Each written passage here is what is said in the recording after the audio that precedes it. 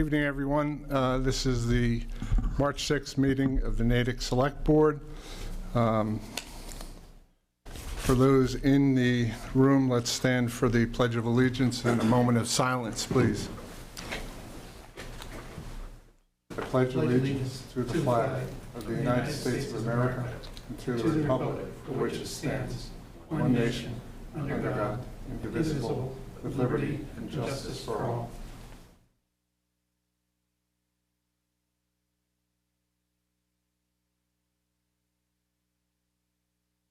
Thank you.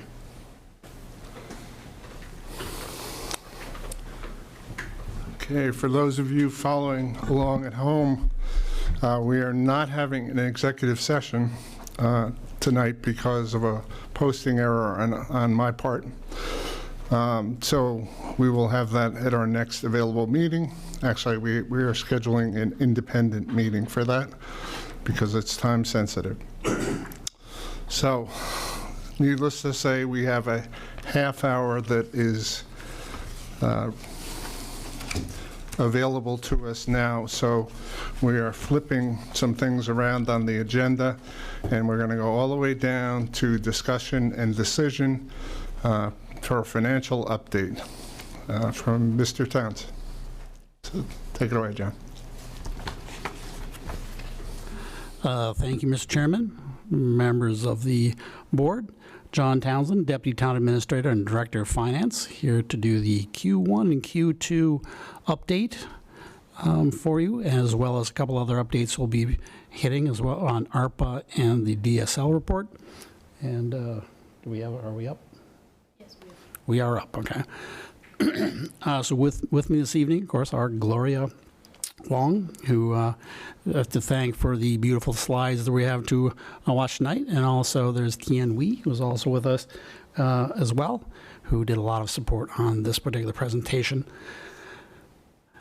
So this evening, just like to cover sort of three major topics for you. First of all, start out with an economic analysis, sort of a little follow-up on our last conversation we had, hitting our three favorite areas: inflation, unemployment, and of course interest rates. Then we'll move on to the financial quarterly review, go over some numbers for you, how we're doing. And then finally, some updates on DSL action plans as well as our ARPA spending, and then end with a couple of notes with regards to future events. So we'll move on to the next slide, please.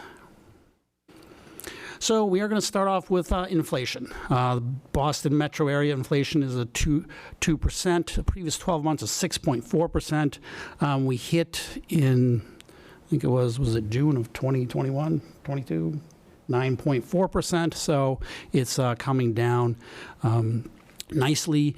Taking a look on the right-hand side, you do, of course, of the CPI, which is the basis of the particular calculation of the inflation, having the particular indicators. Now, if you look down the indicators towards the bottom, you're going to see the things that actually sort of impact on what we've talked about with regards to our budget. You know, durable commodities, vehicles, motor fuels, utilities. Those are the areas that we were particularly hard hit, especially in our working on our budget for FY24. Those have come down significantly, which is actually very good news for us when we approach FY25. Now, if you look at this particular set of indicators, you know, you'd have the shelter, food, things that are important, but not really sort of germane to the town of Natick. Now, there is one thing which you'll notice is actually missing from this particular slide, and that, of course, is healthcare. Absolutely. We took that out. Now, the reason why I took that out of this is because when you take a look at the CPI indicators on healthcare, it actually was down 6.4%. Well, 4.8%, I stand corrected, 4.8%. Now, as you can probably imagine, that's not really our sort of experience with our healthcare. You know, calling up John the other day with regards to what our rates are going to be on insurance, 8.57% increase. I actually, for a moment, thought that was a good number. And that's how sort of warped we are with regards to what our expectations are in healthcare. Now, when you look at the CPI, when they talk about medical services, that's actually out-of-pocket costs that the consumer has with regards to healthcare. You go to the doctor, that actual cost. You get the blood test, that actual cost. That's what they're looking at. That That's not our reality. We don't really buy direct healthcare services. A couple exceptions to that, but generally speaking, that $12 million number that we have for healthcare does not involve much direct healthcare services. It's all insurance. So in looking at insurance rates, unfortunately, when you go into the details and how they calculate this out, they basically admit that the volatility of the healthcare insurance market is so volatile that they can't really sort of insert it into these particular indicators. Therefore, it's not really the major driver there, which is not really useful for us. So we had to go take a look at some other information to get a little better feel for what it is the insurance healthcare market looks like on a nationwide sort of basis. So go back one more slide. So looking at a nationwide sort of basis, up 6.87%, 23 versus 22. 3-year cumulative rate growth of 22.25%. If you look at the chart, there's actually a very marked increase from COVID up to now. The increases are very high with regards to healthcare insurance rates. This is far more indicative of what we're actually sort of seeing. Unfortunately, ours is even worse than this. We're higher than the national average. But this is an issue which, and I'm going to talk about our particular situation just a little bit, but it's something that we do have to look at and keep our eye on as we sort of move forward. Next slide, please. Moving on to the unemployment and the general sort of labor market. Unemployment rate in Natick is 2.8%. Which is very good, well below Massachusetts or the national sort of average.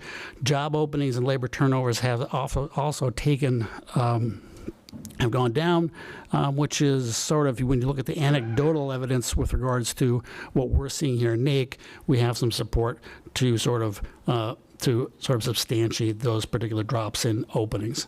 Should go on a little further there. Gloria? Next slide. Of course, now we get my favorite slide, interest rates. Obviously, we've talked a lot about the Fed increasing the interest rates in order to get the inflation under control, which seems to have working, and therefore we're talking about the soft sort of landing. But one of the things that has driven us with regards to interest rates going up so high is that we have sort of pulled back from our borrowing. We are moving towards a ban sort of situation, stayed out of the long-term bond market, but it actually has done very well with regards to our investments. And I'll sort of update you on those numbers just shortly, but we hope that we see that little trend towards the end of that graph will continue down. It's obviously leveled out a little bit from last time, but hopefully it'll continue down and we'll get some relief with regards to where the interest rates are going. Should go on to the next slide. So we're going to take a look at the impact that these particular things that just briefly talked about have on Natick. So we're talking about the potential cuts in the interest rate over on the far side of the slide there. One-time funding is preferred. So this is, going back to our sort of management principles. We do like to make sure we're using one-time funds, those free cash numbers. When we sort of go into the capital market, we're doing a lot more of that. In order to avoid borrowing things at this particular juncture, going to short-term notes. So I don't have my notes up here. The rates for a ban, there we go. So a 6-month ban is basically running about 2.75%. A year ban is 2.75% as well. So these are areas that it's not a bad rate, but it's not what we are sort of been used to. Because when you look at going out for a 20-year sort of bond, you're talking about 3.25%.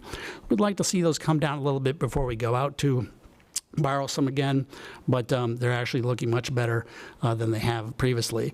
Investment income definitely has improved for us, especially those short-term rates. We do a lot of our, we have money that comes in. We park it a lot in money markets, in CDs. The rates on those are actually very, very good. We're having money markets up to over 5%. 4.5%, 4.85% that we're making on our money as it comes in the door. The treasurer has done an excellent job of making certain that she does invest this money for us so that we get the best return we can on the money as it comes in. Looking at inflation, as I sort of mentioned, energy costs have eased 2% versus the 11% that we'd had seen in looking for FY24. Once again, healthcare costs, very aggressive increases for both active and senior plans, basically a 2-year growth of plus 19.5%. As I mentioned previously, the interest rate, the increase for FY25, 8.57% is where we're looking at. Other supplies, and as mentioned, the inflationary effect with regards to durables, buying tires, auto parts, cars, those sort of things has significantly decreased. Now, one of the things we are still seeing, we heard a little bit about this last night when we had the FinCom for both police and fire, is the long wait times for a lot of the vehicles that we're ordering. So I'm certain you're all familiar with the $1.1 million ladder truck that we had ordered. Unfortunately, they pushed back the delivery date on that till March 2025. So a lot of these bigger vehicles, you're seeing that sort of, delay in the supply chain commands are still there and delaying a lot of our purchases. Inflation with regards to revenues, motor vehicle revenues, excise tax, we should be able to see an increase in that. We don't have those numbers quite yet. Obviously, you just paid your excise tax, so we haven't quite got the full effect of that. But based on the number of bills that we sent out the door, we are looking at a pretty good year with regards to excise tax. Hotel, motel tax, and meals tax also are doing very well currently. I'll get into that in just a little bit. Unemployment, as I mentioned, a lot of our vacancies are being filled currently, which is good news for us. We're having a little better with regards to hiring, which is a positive sign. So let's move on to the next slide, please. So let's jump into the numbers a little bit. General revenues, just an overview here, have generally gone up. On the right track, local receipts were on percent of target, exceeds historical levels by 5%. General fund expenses right around 38.33%, which is where, and I'll go into this in a little bit more detail to hit that slide, but that's about where we expect it to be. Water and sewer, the revenues surpassed the prior 2 years by 12%, which is good. I know you got into a lot of detail with regards to water and sewer just a little bit ago, so I won't give you too much more detail on that. But just to note that with regards to the revenues coming in as opposed to expenses, they are doing fairly well.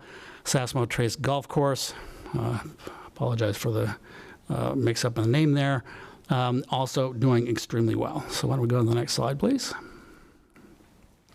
So just taking a look at the numbers, tax levy, 70.05 million for the first 2 quarters. That's over last year, up 4.33% on our collection rates, which is nice. Actual percentage is 49.7%, which is right on target. I put the little line graph below there just to sort of emphasize the fact that our revenues don't come in a straight line. They do, there's some months are really busy, some months are not so busy, but just to keep in mind when we're talking about revenues coming in, they are sort of cyclical in nature. State aid, we finally did receive our payments on Chapter 70, so we do have a 49.82% of our target number, $9.13 million in state aid. So why don't you go on to our next slide, please. Local receipts, Q2, 49.02%, which is 6% higher than their pre-COVID percent of our target. Actual surpassed projections by 16%, so we're doing actually very well with regards to our local receipts. The little box slide at the bottom there, once again, the red box is where we would be if COVID had not happened. The gold box, of course, is what our projected targets are for FY24, and the final box there is where we actually are. So you can see we are doing much better than our targets. However, we still are below where we would have been if COVID had not happened. Now, however, if the trends continue as we've seen them so far, we will meet our target of being to finally catching up with that pre-COVID consistent growth number in FY26. So just generally substantial increase due to fee adjustments for license and permits, doing extremely well thanks to the upgrade in the permit fees, ambulance receipts are very good so far this year, and other excess shrank during COVID are now back to normal. So let me go back to the next slides. We're going to get into just a couple of numbers here. Once again, going to motor vehicles there. Collection, the percentage is 14.84 because we just haven't received everything yet, but that should be looking good. Going down to ambulance fees, $948,928, a 52.72% of our target for the year. Very good return there, 15.38% increase over FY23. Jumping down to license and permits, once again, as I just sort of talked about, $2,115,668, or 80.78% of our target for the year, 81.04% increase over Q1 and Q2 of FY23. We're having excellent returns in that particular area. And then finally, also a little bit of good news, investment income, $862,000. We've met 107.75% of our annual target. We've already exceeded our annual target in that matter. 195.56% increase over FY23 Q1 and Q2. So overall, changes are up 7.11% from Q1, Q2 of FY23. We're at 49.68% of our target for the year, which is actually very good. Should go on to our next slide, please. Take a quick look at the expenses. Town expenses at 43%, 18.97 million. Right on target there. Schools are at 38%, or 32.37 million. Schools have a tendency to have a lot of their expenses are sort of loaded towards Q3 and Q4, so that's about what we expect. Shared expenses, 18.84 million, 35% of our target. We do have some debt service payments coming in Q3 and Q4, is the reason why we're at 35%. And total general fund, 70.18 million, 38% of our target for the year. So go on to our next slide, please. Just a quick rundown of the revenues, of the expenses here. Nothing really sort of stands out. Everyone is pretty much within the parameters of what we expect historically. We seem to be doing just fine on the expense side. So I'm going to go on to the next slide, please. So just a quick review of the enterprise funds. I know, once again, you went through the water and sewer enterprise fund, fairly detailed, just fairly recently, so I'm not going to go into too much on it, but they're at $9.939 million collected for Q1 and Q2, substantially above what their expenditures are, $8.292. The golf course also doing extremely well, and revenues are increased 4% over last year. Last year, of course, was actually a very good year for the golf course. I guess people are continuing to want to golf, even though there's not COVID around anymore. Operating expenses reach 50% of the whole year budget, so they're right on target with regards to their expenses. So without, and then once again, this is their first year without the subsidies from the town, so they're actually doing exceedingly well, which is very good. Let's go on to the next slide, please. So that's concludes the update with regards to Q1 and Q2. I'm always happy to answer any questions you have, or if you'd like to give me or Gloria or Tiana a call later on, we're happy to walk you through any of the things. I know I moved past the information fairly quickly, but we're happy to drill down a little more detail on it should you wish to do so. I would just like to update you with regards to a DLS action plan. I was back here, I think it was in September, was that? About that, giving you the rundown of our response to the DLS plan. We have these action plans that we set up. These are the 4 action plans that we did make a priority for the department. And what we've basically been doing since then is working on our policies and procedures. We've taken each of these particular areas, we've broken them down with regards to our workflows, and then worked with our staff step by step along the various procedures they work on, and working to improve them, improve the efficiencies in the department. So revenues, receipts, and turnovers, of course, that is the money coming in, all those checks that we get from real estate taxes, excise taxes, and of course turnovers from the various departments with regards to those revenues. That's the handling of that, the procedures to handle those particular receipts. So drafting of the policies, we've substantially completed the drafting of the policy. The policy is in place. The policy is actually, the design of the policy is a little different from what we've seen previously. We have worked to make certain that it's accessible to our staff, that they can understand it, and it's easy to train people on it. So the drafting has been substantially complete in this area. And then, of course, after we do the drafting and the test, drafting on the policies, we do, of course, go into testing on things. We want to make absolutely certain that what we're suggesting actually works. In this particular instance, not only are we changing some of the methodology that we use, but we're also increasing some of the equipment that they use with regards to check scanners. And so we want to make absolutely certain that they work. We're not making things any worse than they are. So we do extensive testing. And also part of the testing, actually, for each of these particular areas, we also elicit the help of one of the other departments. With regards to revenue receipts and turnovers, we've gotten a lot of help from CED with regards to the turnover side of things, testing out the new methods of doing turnovers, which will greatly help the collector treasurer staff. So training, the first round of training is going to be 3/19/2024 during one of our leadership blocks from the department heads. We're going to kick off the training for department heads and their staff.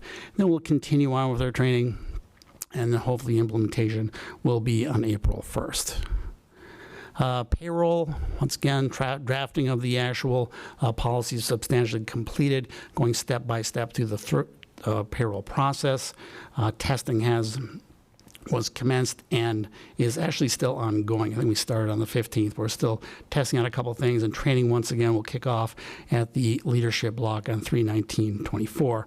Accounts payable, this is an area we actually started to work on actually long before DLS even came in. We worked extensively with the schools before COVID, and unfortunately got a little derailed, but we're back on track with regards to that. This sort of overall sort of view on accounts payable is you're trying to make this a paperless sort of system. So the drafting of that policy is substantially completed. Unfortunately, got a little slowed down because there are some staffing concerns we have, but we are sort of in the process of testing it. And this time around, the school is actually the department that have been helping us out with testing, entering things into the system, and also attaching documents in the system. We had some concerns with regards to the capacity of the system to hold all the documents. We produce a lot of paper here, as you undoubtedly know, contracts, invoices, and everything. But we did finally receive assurances from IT that the system can handle that. So we're sort of going to fully implement that. On 5/1/24. Training, once again, will start on 3/19 on the leadership block. And then the final priority area that we had was cash management. This is the cash book. This is bank reconciliation. A lot of this had to wait until we finished our work with the receipts, revenue receipts, and turnovers before we can really sort of dig into that. But the drafting of the actual sort of policy has been sort of completed. We are now just waiting for the testing and the training to in the implementation of the revenue receipts and turnovers before we start doing the testing and the training for the cash management side of things. A couple of other new initiatives that are separate and apart from the policy and procedures, but we're working towards providing an environment which hopefully this will be a successful endeavor. The finance department, we're starting the initiative actually closing to the public on the third Friday of the month. As I sort of showed you during the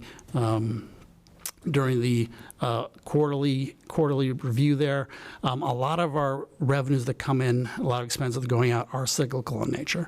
And once again, at times, especially during extremely heavy inflow of checks and receipts from the public, they do get a little behind. So this is going to be one of those attempts to make sure that they have a block of time in which we can do the extra workflow, but in addition, have the time to do regular training, which is one of the things that DLS sort of emphasized for us, training time that would be devoted to staff and also other department staff working with the finance department. Staffing, we're proposing some changes to existing finance coordinator position. moving it to the finance office so that we have a little more flexibility so they can help out both the collector treasurer's office as well as the comptroller's office. With regards to the assessor's office, when we come to those points in time during the month where they all need assistance, we can help them out with that. Space reconfiguration, the furniture in both the collector treasurer's office as well as the assessor's office is original to this building. We do sort of need to upgrade that. But in addition, as part of the receipts and turnover, we're actually, we do need to reconfigure some of the seating arrangements there to begin with. So I think it's a good idea to sort of take a look at doing a little space reconfiguration to help out with the other endeavors. So that's the update on the DLS plan. Once again, happy to take any questions. Mr. Sidney. Yeah, John, just briefly, could you explain what the little icons mean? The little icons. You got a calendar and a clock. I'm not sure why they're different. So the calendar is the calendar, so that means we need to schedule that. That's the scheduling. The clock is that it is in the future. So that's, I did put some dates in there, but that's a little bit uncertain with regards to Okay, it just means that it's a hope-for date rather than it's a fixed date. Okay. Exactly. Instead of a fixed date, like the training, I have talked about having that already sort of scheduled, so that is a pretty sort of hard date, but the other ones, the clock ones, are a little bit. And second question, particularly around, I think, probably payroll and cash management, are you training the school administration as well? And are they on board with all of this? Yes. With regards to the payroll side of things, the comptroller and I sort of sit in on occasion as well. We meet with the schools on a weekly basis. So almost every other week, right? Is it weekly? I think it is. No, it was. Regardless, it's Yeah, a regular regardless. basis. I think it's actually scheduled on a Regular and weekly basis, but it ends up on a regular basis. And yes, indeed, so we do sort of walk through the various sort of payroll issues. And once again, on the testing side of things, yes, the schools, since they have their own separate payroll, they are part of the whole testing thing on it. So they are involved in it. On the cash management side, that's pretty much in-house with regards to the cash book, which is basically the ledger of receipts that the town gets on a regular sort of basis, the upkeep on that, and then the bank reconciliation is just us reconciling the bank account with the general ledger. Just for additional context, payroll, town and school, general and school alternate weeks. So we absolutely have to have them just as trained up because there's only one payroll department. It's in the comptroller's office on the town side. Working with the payroll coordinator on the school side, I'm not sure if that's their title, but working with the payroll folks on the school side, but they absolutely have to be trained up. And cash management, my understanding is all of that really should be going through the collector treasurer's office for the entirety of the town, including for the school department. So. Okay. No, sir. Yep, thank you.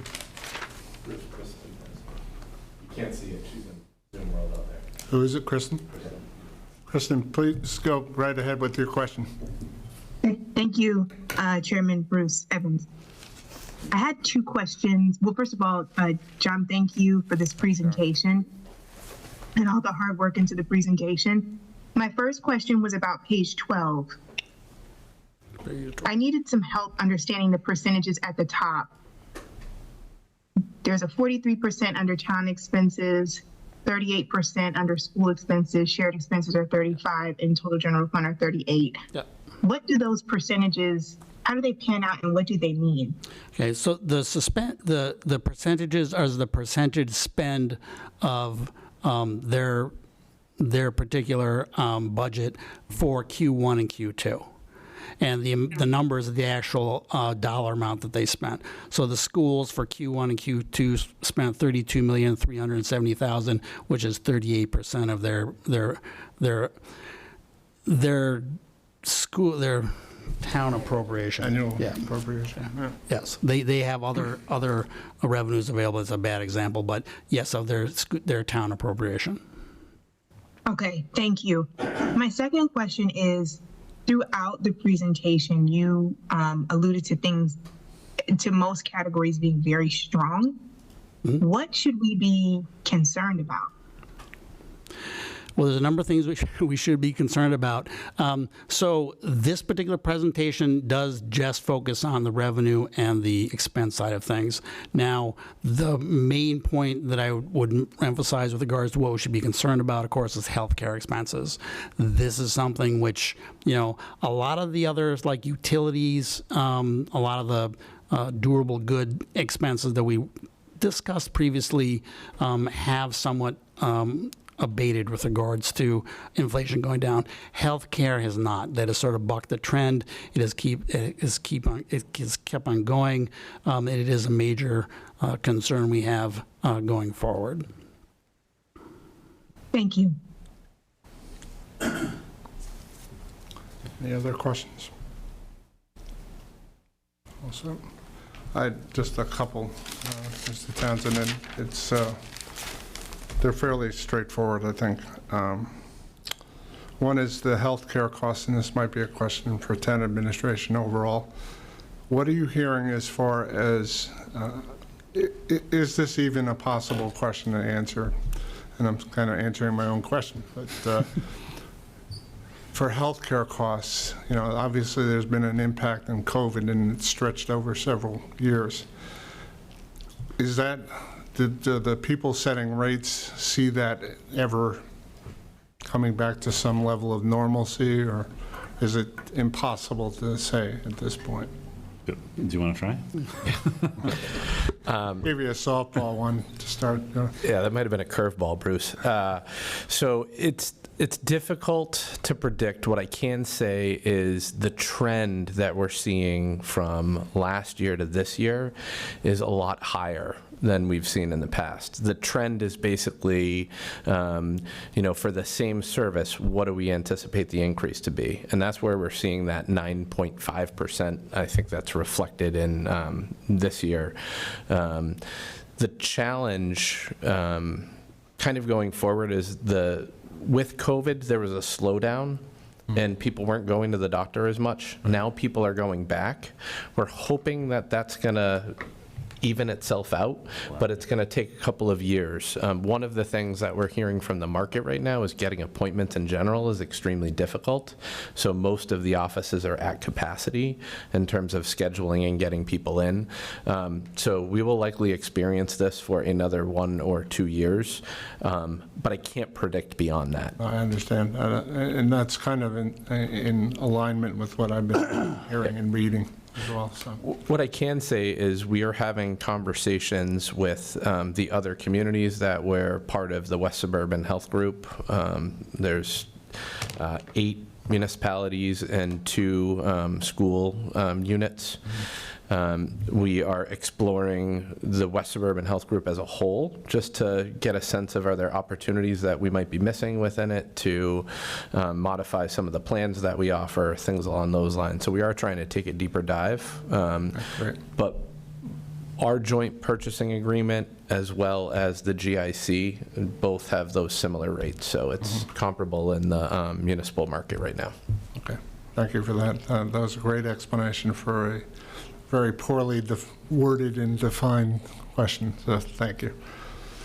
The other question that I had is for Mr. Townsend, I think, which is, you spoke to the Finance Committee about this plan.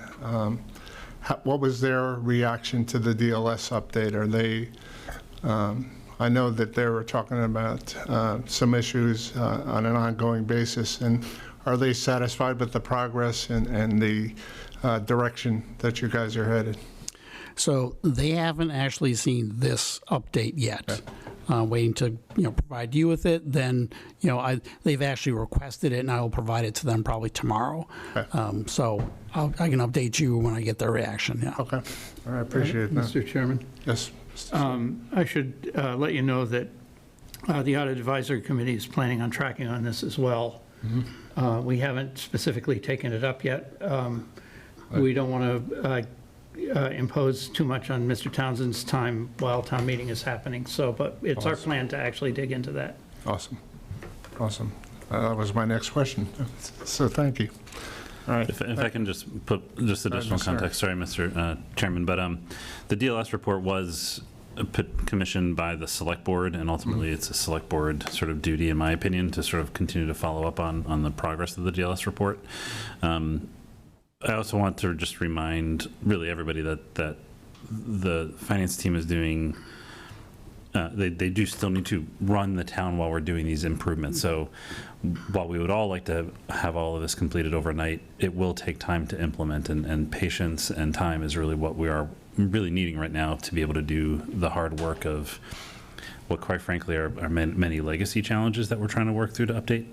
I don't want to make it sound too challenging. I mean, it is important work, and the finance team has been doing a great job, but one of the benefits of, for example, the creative thinking around exploring the closing of to the public on the third Friday of the month is to allow for that capacity to be built up, to allow for the training to happen, to allow for the team to be able to actually get caught up and then implement what we're hearing in the DLS report, or even the space reconfiguration and some of the reconfiguration of some of the staffing.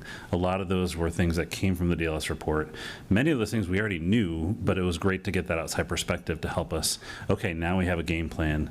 We need time to implement. Sure. And if we get more people coming in and saying, "What are you doing?" It almost prevents us from that time that we need to implement. So I appreciate what Mr. Sidney also said about, like, we want to be respectful of the time. Yeah. That's exactly what I think the team, in my opinion, the team needs to be able to implement, is some of that time. So Thank you for that. That is a great setting of boundary. Yeah. Okay, thank you. Any other questions? I had a question for Mr. Erickson. Sure. Is that one Friday, 4 hours a month sufficient? We want to see if it is. Yeah. We hope it is, because we do want to be responsive to the public. We are exploring whether it should be really many town offices, not just the finance division. You know, should it be, for example, all offices in town hall, because we're not just feeling that crunch in the finance division, to allow staff the time without distraction to be able to get the work done of running the town.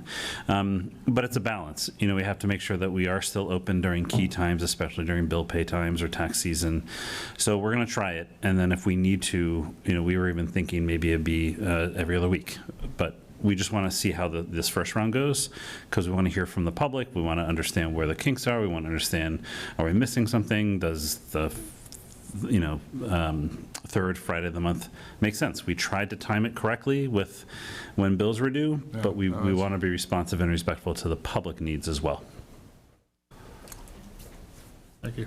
I think we could always use more time with less distractions, so will it be enough? Probably not, but I think it's a good start in the right direction to see if we can do that. Thank you. Great question, too. Okay, Okay. back to you, Jim. All right, certainly. So for the final update of the evening is on ARPA. Do you want to go over this? You want me to go? Sure. I'll just provide a brief high level. So as the board and the broader public may be aware, the town is the recipient of ARPA, or American Rescue Plan Act funding. These are the federal stimulus dollars that came out during the pandemic. It's the bigger round. So the town received 10.7 million plus million. We initially had an appropriation of 10.5, but then when the federal government was doing more work, they actually gave us another couple $100,000. So kudos to us. The origination of this plan was back in July of 2021, when the funds were coming to the town, and the select board at that time approved a plan. We've been doing regular updates to the board, typically every 3 to 6 months, depending on on what we're using the funding for and when we need to do upgrades. This is the latest one, and maybe the one of the last ones when it comes to the big picture spending. We'll obviously have to be back to you in the summer or fall with the actual spends. But in brief, these funds are used for very targeted uses. They're outlined in the table here. We started with a much longer and different list, but then other stimulus dollars came in from other programs, and or through the years we've just shifted things around. The big things that previously we've been using these for are things like the water PFAS upgrades, the water and sewer division PFAS upgrades. We've already been consistently for the last several years been using it for town revenue recovery. So the slide that John had with regards to where our local receipts were coming in at, where we would have been if the pandemic wasn't here, that delta is what we've been able to use some of these funds to help cover. Some public safety, mental health support, a clinician from the Advocate program. We already have one on staff through a grant program. This was to add a second one. One of the challenges with that is actually Advocates has not been able to actually get a second person on staff yet, unfortunately, even though the funding's there and we want that second person. That's a great program through our public safety division. Facilities upgrades, that's actually funding for one of our facilities in town that also supports some emergency response to the library. And then some other projects that were really related to targeting responses to populations that may have been more disproportionately impacted by the population, by the pandemic. The big changes for this round, or tonight to be aware of, is really just the finalization of some of the funding for the town revenue recovery and the school education response. As is part of the FY25 budget, we are pulling into this upcoming fiscal year, sort of the final funding in those two categories to help support the budget. They are one-time funds, but they are important to pull into the budget in that economic revenue recovery spectrum, and so they are being pulled in. One thing that we need is just an endorsement vote from the board to support this, because that helps us when we report to the federal government to say that, yep, this is technically the award is a grant award, so it's the board's to spend, and your endorsement votes. We then report that to the federal government so that we can tell them, yep, this has been what's been most recently voted on. Just a reminder, we have to, as all communities, anybody receiving these funds have to allocate the funds by the end of the calendar year 2024, so this calendar year. We have to spend the funds by the end of the calendar year 2026. So we might be back to you between now and the end of the calendar year if some of these funding lines need to be shifted further. I'm not currently anticipating much, if any, shifts. Perhaps if, for example, if we're not as successful getting the Advocate clinician, we might shift that. But I want to still support those initiatives and see what we can do. But we might be back to you one more time just to make a couple of additional shifts before the end of that appropriation deadline of the calendar year, but then we still have 2 years to spend it. Anything I missed, John? No, I think that about covers it. We do file with the feds on a quarterly sort of basis. We do have to commit to spending the money by December 31st, 2024. And of course, we have to spend out by December 2026. And you're looking for a motion tonight? To endorse what is on the screen, yes. A couple just other key items. The total cumulative year-to-date expenditures, actually program to date, is we have actually successfully spent roughly 7.5 million, about 7.45 million of the 10.77 million. So we're well on our way. We appreciate the support of the federal government, and we appreciate the continued availability of these funds as we have been responding and recovering from the pandemic. All right, so I'm ready for a motion. Let's have questions first. Does anybody have questions on that? I don't see any. So, crystal clear. Mr. Sidney. Move approval of the ARPA spending plan update as presented. I'll second. Any discussion? All in favor, we'll go to the phones first. Ms. Pope? Aye. Ms. Coughlin? Aye. Mr. Sidney? Aye. And I'm an aye, so it's 4-0-0. Thank you, Mr. Townsend. Do you want to go through, while you're here, so we can give you the rest of the night off, Yep. the consent agenda and the RFP? Absolutely. Okay. All right, if you could give us the elevator pitch on that one. Certainly. What we're asking for today is your approval of a request for proposal for the procurement of professional auditing services for the town of Natick. This is something, of course, we are required to do by both the DOR as well as the federal government and the IRS. Basically, the scope of services is very similar to what we're currently receiving and is fairly standard throughout the industry. They do, of course, produce our financials for us. They do audit some of the retirement board, the Natick Housing Trust, just to name a couple of entities that are related to the town as sort of a separate part of the audit. And of course, they do the single audit, which audits our major federal grants that we receive, most of which actually are received by the schools, but that's sort of the general overall scope of it. We haven't had I think someone asked me what we currently have Clifton Larson Allen as our auditors. They have been the town's auditors since, I think it was, did I say 2012, I think it was? Yes. Yeah. So both the DOR as well as everybody pretty much feels that we should probably put this out to bid to see what's there. Now, unfortunately, I did a little bit of digging with regards to what is out there with regards to possible firms. I actually went through the comparator towns that the DOR provided us in the DLS report, looked at all their financials and all the firms that actually did those. There was a total of, I think, 6. Unfortunately, after noting that down and doing a little research on them, one of them had actually bought out 2 of the other ones. So it ended up being 3. One, unfortunately, is a firm in Springfield that has 10 people in it, which I don't think is going to be able to handle the town meter requirements. So basically, there are 2 basic firms that do this sort of work in Massachusetts, and actually New England in general. This is not just Massachusetts, Markham as well as CLA. However, we'll send out packets to everybody. We'll post it and see what the response are with regards to retaining these services. Thank you, John. Chairman. Mr. Sidney. Yeah, as chair of the Audit Advisory Committee, I wanted to report that we did review the RFP. The proposed schedule is to issue it on April 1st, pre-proposal bid conference on April 16th, and the last date for submission of bids is April 30th. That gives the Audit Advisory Committee, assuming there's more than one response, a chance to screen and do interviews and make a recommendation back to the board. Okay. Very good. Thank you, Mr. Sidney. Thank you, Mr. Townsend. Any questions?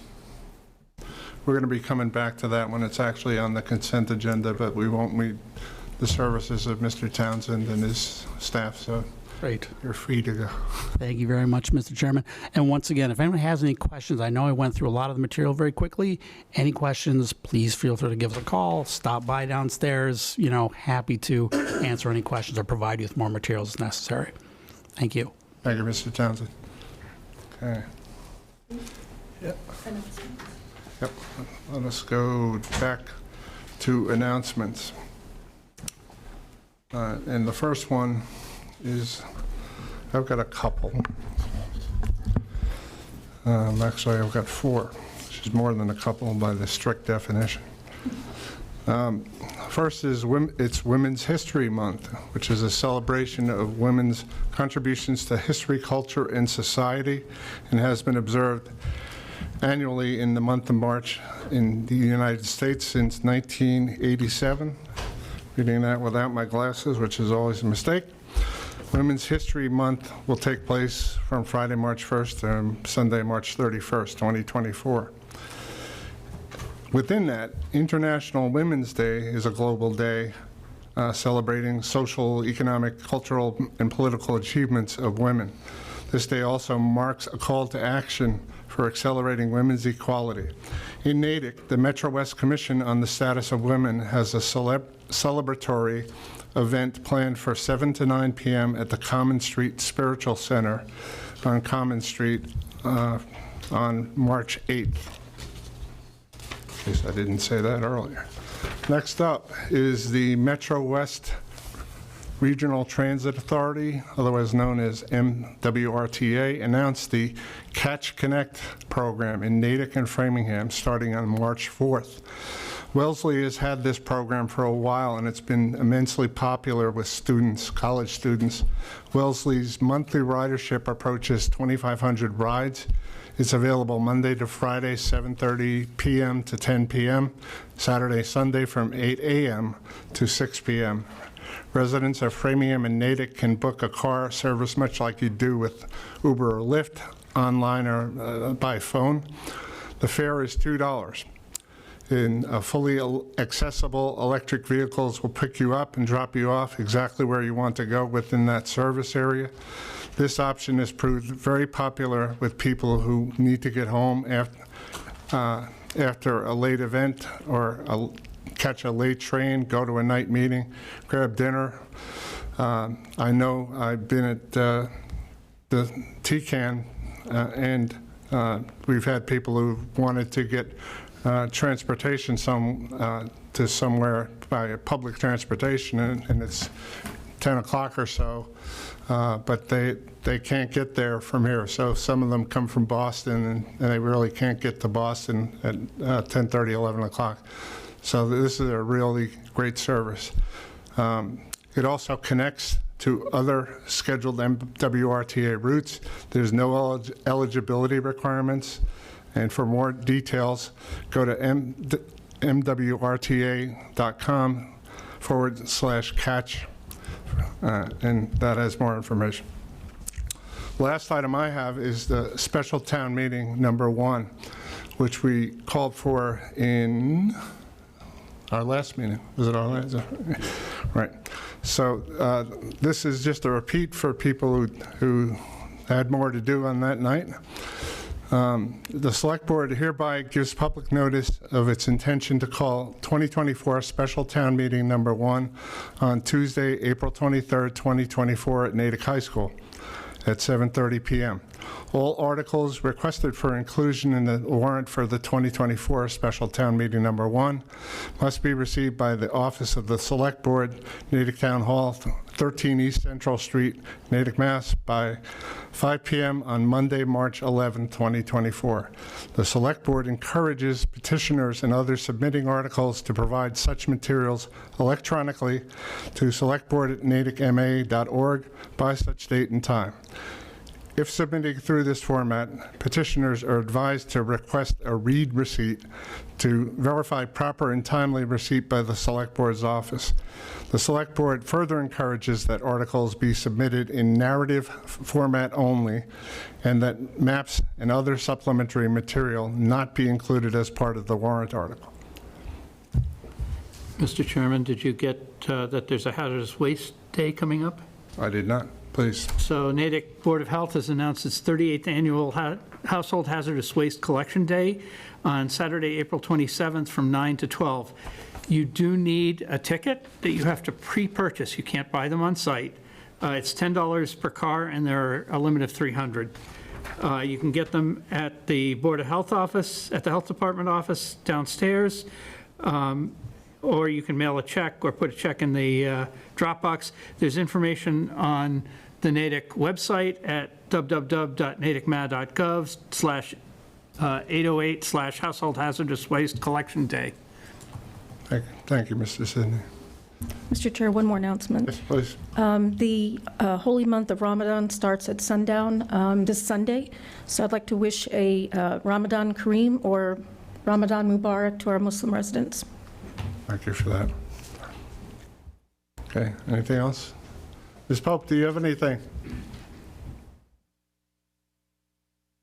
Okay, I'll take that as no. Mr. Chair, just Yes. if I could real quick, just wanted to let the public know that the park meeting for the South Natick Park System was rescheduled, and that will be taking place on Monday, May 25th. This is a virtual meeting. We had a well-attended in-person meeting back a few weeks ago, but this is that virtual component for those that wanted to join remotely. Okay. Ms. Pope, Thank you. Ms. Pope, go right ahead. Thank you, Chairman Evans. I don't know if it was highlighted. I didn't think it was, but there's also a International Women's Day event happening Friday morning at 8 o'clock that's being sponsored by the Natick Center Cultural District at 8 in the morning. I do believe you have to register. It's on Eventbrite. Men and women are both welcome. Thank you, Ms. Pope. And Ms. Pope is being modest, I think, because I think she's one of the featured speakers. So thank you for reminding me of that, Ms. Pope. Okay, do we have any select board updates? None? No? None? Okay. Kind of did that already.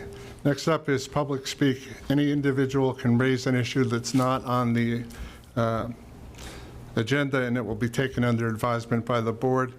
There's no opportunity for debate during this portion of the meeting. It's limited to a total of 15 minutes, and any one person can only speak for 5 minutes. Is there anyone in the room who'd like to speak? Oh, this is just going too well. Okay. Say that. That's what, I know. Every time I say that, it backfires.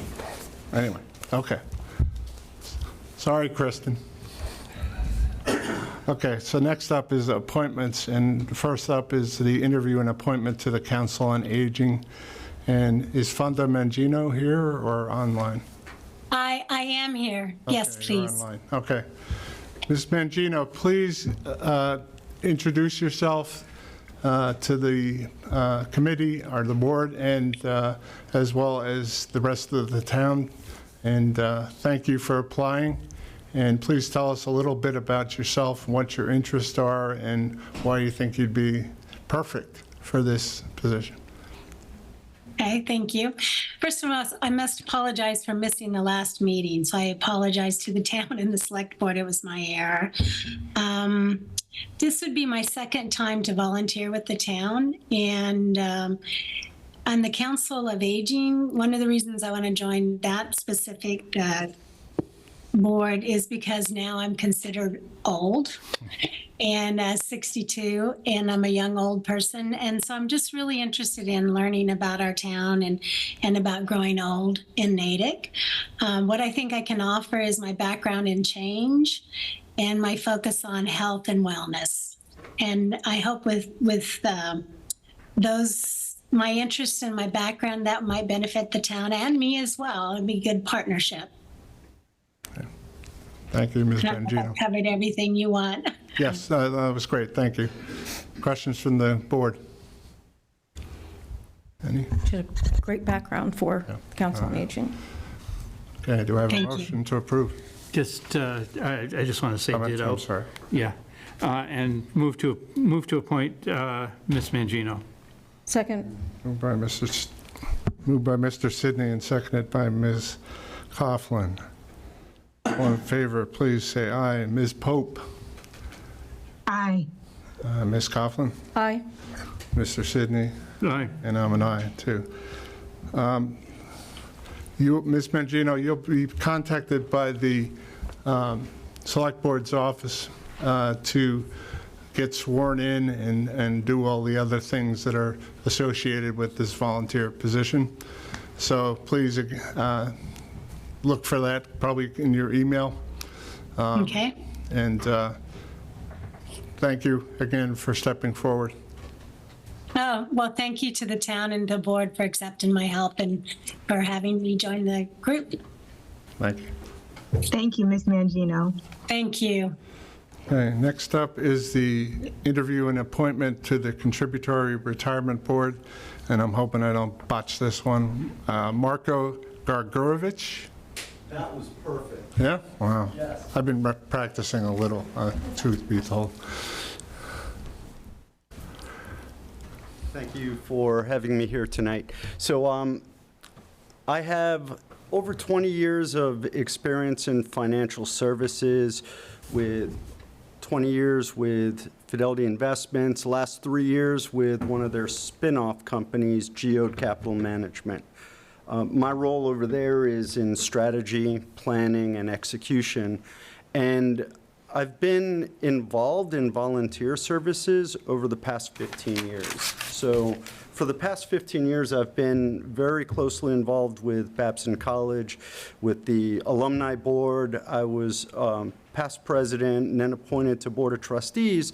And in that role, I had oversight for a portion of the endowment, the management performance of it, some recommendation on an advisory basis for how the funds should be invested, and ultimately the growth and application of those assets.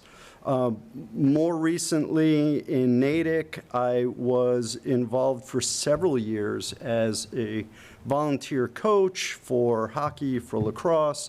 And with lacrosse, I volunteered on the lacrosse board, and that was where I met a good friend, Mike Reardon, who is also involved in the contributory board, and he reached out to me. We've stayed in touch over the years, but he reached out to me several months ago and asked me if I would consider this, and I explored it a little bit further, and another friend of mine, Elliot Lurrier, who lived right across the street from me, a drummer, car enthusiast. We had a lot to talk about, and he was excited about it, and things changed rather quickly. But I have found that this is, for me, this is an opportunity to get involved with my town in a different way. I've been involved over the years, mainly because of my children, and I took an interest staying involved with my alma mater, mainly because of my children and my career. But I found a lot of points for intersection. And most recently, the popes have had an influence on me. Kristen, it's nice to see you on TV, but I work with Kristen's husband, Richard Pope, who's involved in the Finance Committee, and as I was exploring this opportunity, I reached out and found that he's very much involved in it, and we had an opportunity to connect, and we've been speaking more regularly on this, but it does seem like there's some good opportunities to get involved, but mostly from my standpoint, it's to look at how the funds are managed, look at the fees and how the fees are applied. Are we getting the best value for the advice, the guidance, and the performance that we get? The industry that I work in is an index management industry, and the way that industry operates is based on the lowest fees out there. And while I don't have a benefit out of any discretionary involvement, I do know that management fees play a big role, and performance is getting commoditized more and more these days. As much as we would like to think that they're real differentiators, it's really what assets are we investing in. So these are the areas that I work in on a regular basis, but I would like to do more locally. Thank you That's it. very much. Questions from the board? Mr. Sidney? Thank you, Mr. Chairman. I really appreciate your background. The fact that you're actively working with Geode Capital Management, is there a potential for a conflict of interest? I don't know what the pension board invests in, so whether they invest in Geode or not, I have no idea. So I'm concerned about that. Yeah, so Geode is a large company. They manage over $1 trillion in assets, so the potential is there. But as far as personal conflict of interest, I pre-clear all of my activity, if I vote, if I donate, and in particular, if I volunteer time. So I pre-cleared personally with my compliance office, and I was cleared for this meeting, and I'm cleared to participate if that opportunity is available. So I don't have any personal conflicts in advisory capacity. There's no real discretion over how. I can share my advice, I can share my voice, but it really comes down to the board itself to make decisions. If I may.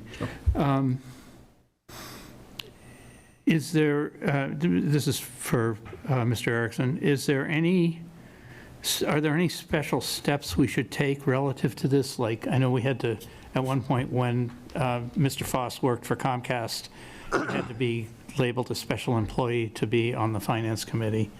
And I want to make sure that we don't stumble over anything either through the state, I mean, I appreciate that he's gone through his own compliance office. I want to make sure we don't trip on anything on our side. I can certainly explore this with town council, although technically the retirement board is a separate entity from the town. So I'd actually recommend perhaps that the retirement board check with their legal counsel, because they do have their own separate legal counsel that can review this as well. As a volunteer in a government capacity, the Mass State Ethics Commission can be contacted by the individual. We can't do it on their behalf. The individual would have to contact them directly, and they provide free legal advice on any matter that could be specific or even more general. So I always recommend any new volunteer that if you have a question, it's better to clear it with the Mass State Ethics Commission. They have a call service that you can call into, and then an attorney will call you back, talk through the questions that you have. Depending on what it is, they can provide you with a written clearance, which is always preferred, because then you have that in writing and it clears you for what you're doing. And it's a service that's available to really all employees. But again, it can't be a town thing that we do. It has to be the individual doing that work. Their website is pretty easy to get to. You just Google search Math So Ethics Commission. my next question, I'm really just, I want to avoid any problems here and just understand that, because I really think you've got the right qualifications. So I just don't want us to get in trouble. Would it make sense, and I guess this might be a question for you, Mr. Chair, to make a provisional appointment based on him actually clearing with the State Ethics Office? Yeah, I'm comfortable doing that. Certainly, he's got the background and the interest and the experience to do that. Right. And to me, that's more of a checkoff item than a hurdle, if you know what I mean. I guess, may I ask what the specific checkoff is? Because typically the Ethics Commission at the state level would want to know what it is they're providing an opinion on, and it's typically a little more specific than just I'm volunteering. I mean, it could be I'm volunteering, here's my job, but I'd imagine in the case of an individual like this, it might be something more, they might ask for something more specific. So that'd be, I wouldn't mind having a little bit more specificity on what clearance, just a general clearance, because I'm not, So yeah. maybe specificity on clearance from the Mass Department of Ethics on the ability to serve in a contributory retirement board. Do we need to go beyond that, or? I'd want to confirm with council to see if that's something that they would really typically do, meaning, sorry. Mr. Chair, perhaps a motion that is, that the appointment is contingent upon the Personnel Board reviewing and approving this. They're a separate entity, let them go to their council and do, and You clear mean it. the Retirement board. Oh, what did I say? I'm sorry. Yeah, It's the retirement. personnel board. Oh, yeah, retirement board, sorry. Contributory retirement board, yep. Yeah, so All right, that makes more sense to me. Yeah. just, Okay. I mean, they're going to know more about the types of decisions Yeah, than we that do. makes sense. So rather than us speaking for them, I would move that the board appoint Marco Gargurovich to the Contributory Retirement Board contingent upon the Retirement Board's review and acceptance of the appointment. second. Okay. Any other debate? Great questions, by the way, Mr. Sidney. Very good, yeah. Very helpful. Thank you very much. Thank you. Let's still have to do a vote. vote first. A little discussion? If I Okay, may? Mr. Sidney, I thought you were done. Sorry. No, I had those questions. I do want to say, I think you are eminently qualified, and I wouldn't have dug this deep on this question if I didn't think you were qualified to do the job, and I didn't want you there. So, Yeah, I appreciate that. Any other comments? I've got one. which Only is- that, I'll just say that, Marco, I am sorry that I'm not there to meet you in person. A terrible cold that I wouldn't want to pass down to you, but I'm so grateful that you are stepping up in this way. I think we know your experience will be deeply valuable. So thank you. And I look forward to meeting you in person at a later time. Very good. Thank you. Thank you. Thank you, Ms. Pope. The only thing that I wanted to add is two things. You know, occasionally we get people who volunteer who just are so outstanding in their field and, you know, clearly will add value to the committee that they join, that it's you know, I look at it this way. It's like a, you know, kid getting a Christmas present they really, really, really wanted. And, you know, I view your candidacy as that. The other thing I wanted to mention is anyone who coaches youth sports has a big gold star in my book. So I'm a youth coach also. So, Thank you, thank you. so thank you very much for applying, and we'll get you squared away on this. So now we've got to vote on it. Ms. Pope? Aye. Ms. Coughlin? Aye. Mr. Sidney? Aye. And I'm a yes also, so thank you again for stepping forward. Okay, next up we've got interview and appointment for Historic District Commission, John Brannigan D. Please step forward and give us a little bit on your background and why you're interested. Hi, sure. First of all, thank you to the board for having me here and considering my application. I'll start off with a little bit of sort of professional and get into the personal a little bit after.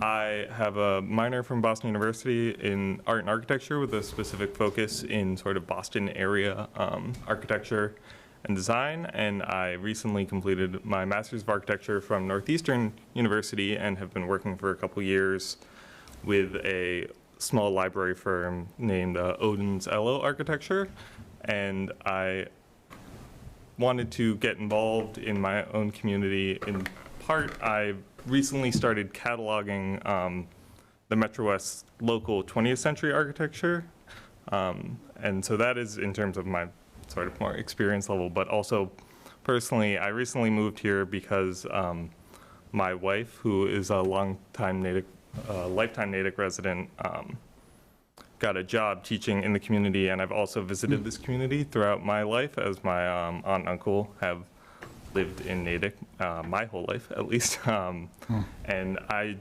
sort of saw the Historic District Commission specifically as an opportunity to use these new skills that I have, that I've worked for, to sort of give back to this community and be a part, similarly inspired by my wife, teaching, seeing an opportunity to do it my own way. So. Thank you very much. Questions? Sidney? I want to just make sure you're clear what you're volunteering for. You recognize that there's a difference between the Historic District Commission, which is in charge of our two historic districts, Elliott and Woodrow Wilson, and the Historical Commission, which is responsible for historic buildings throughout town. Yes, I had a nice long conversation with two of the members, Michael and Chris, and they were very clear in explaining that and explaining the duties specifically of maintaining the look and feel and experience of being in those two specific districts. So. Okay, I just, Good question. yeah, it's very confusing. Yeah, and perhaps if an opening on the other committee opens up, that might interest you as well. So, and I appreciate your background. Thank you very much. Other questions? No, but it's another great example of a member of the community with extraordinary background stepping up to volunteer and give time. So thank you very much. Move to appoint. Thank you, Mr. Sidney. Do I have a second? Second. By Mr. Sidney, seconded by Ms. Coughlin. Ms. Pope? Aye. Ms. Coughlin? Aye. Mr. Sidney? Aye. I'm an aye, so 4-0-0. Thank you very much. Thank you. Appreciate it. And again, the same spiel, you'll be hearing from the Select Board's office, and they'll swear you in and do all that fun stuff. All right, thanks. Okay, next up is the interviews and appointment to the Natick Housing Authority, and we have two candidates.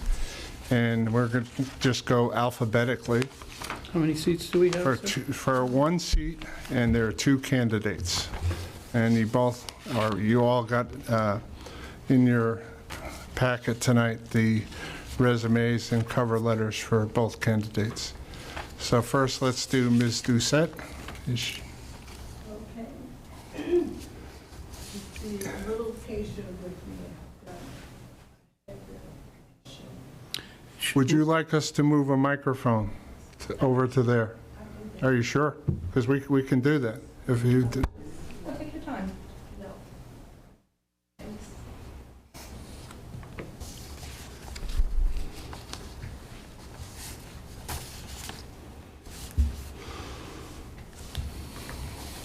So, I grew up in Natick and moved away during my adult years, came back to take care of my aging mother, and now I am a happy permanent resident at Cedar Gardens.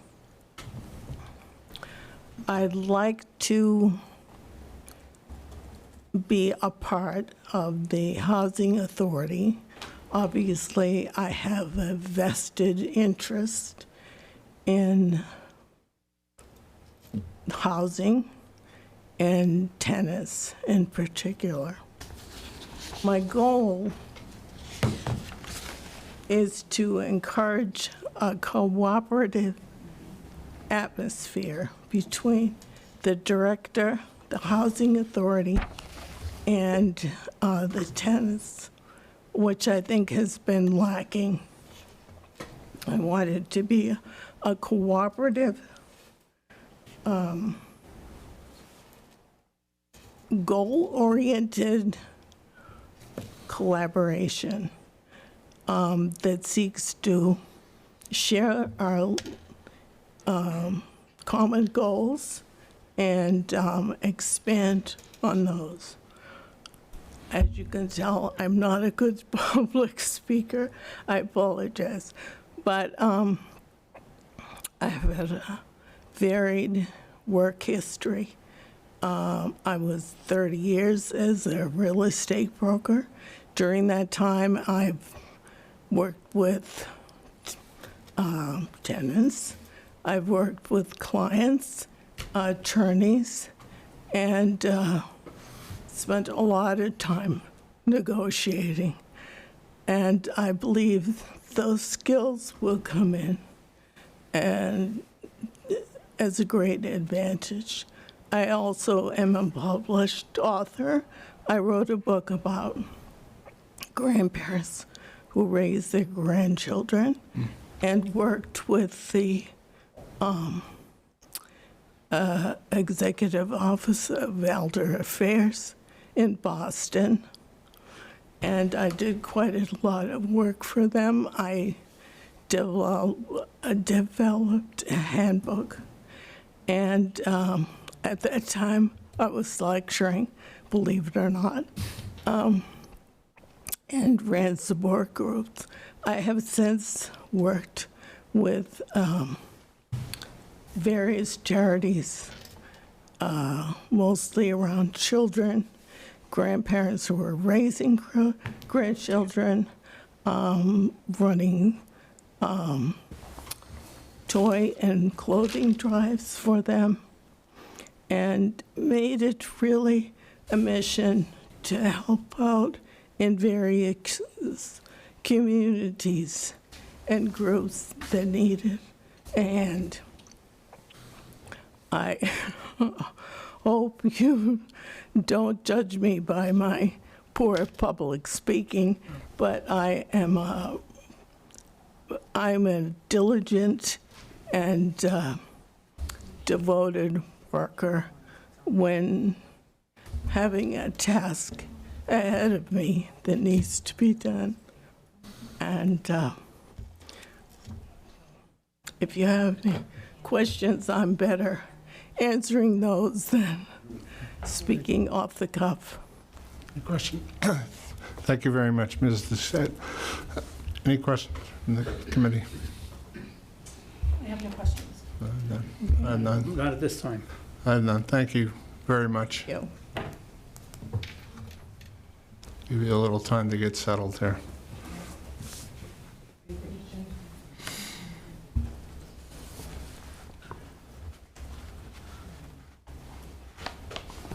Our next interview is for Sandra Green.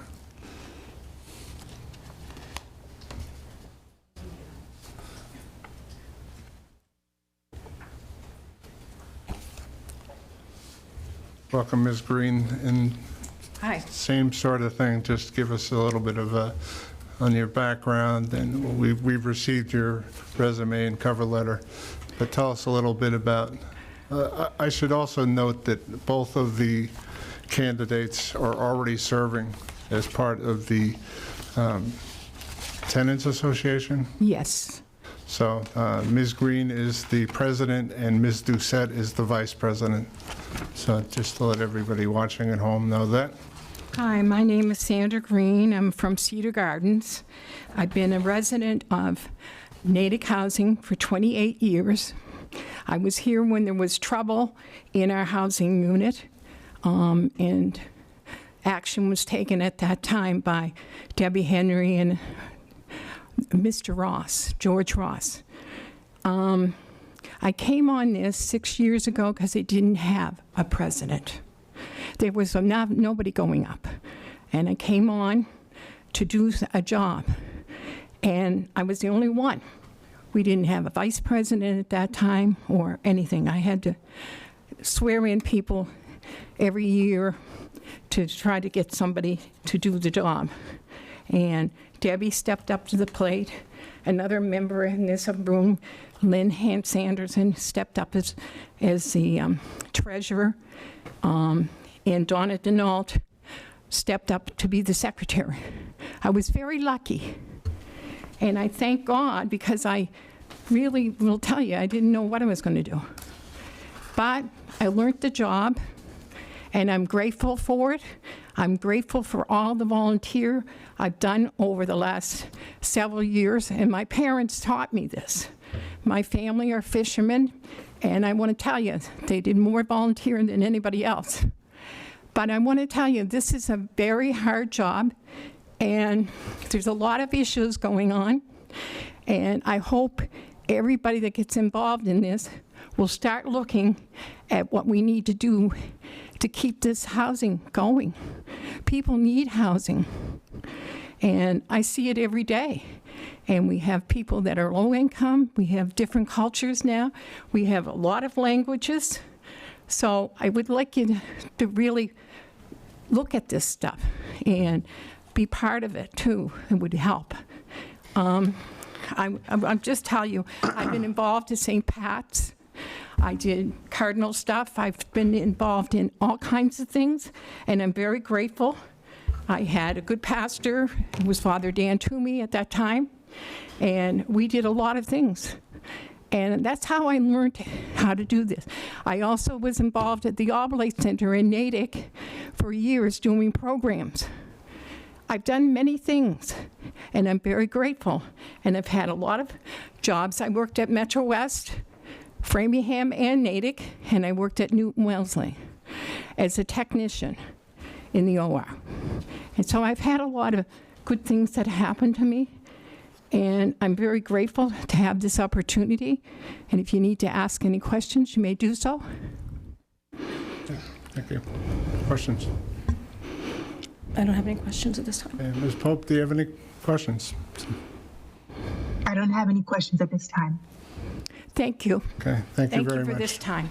Thank you. Thank you, Ms. Green.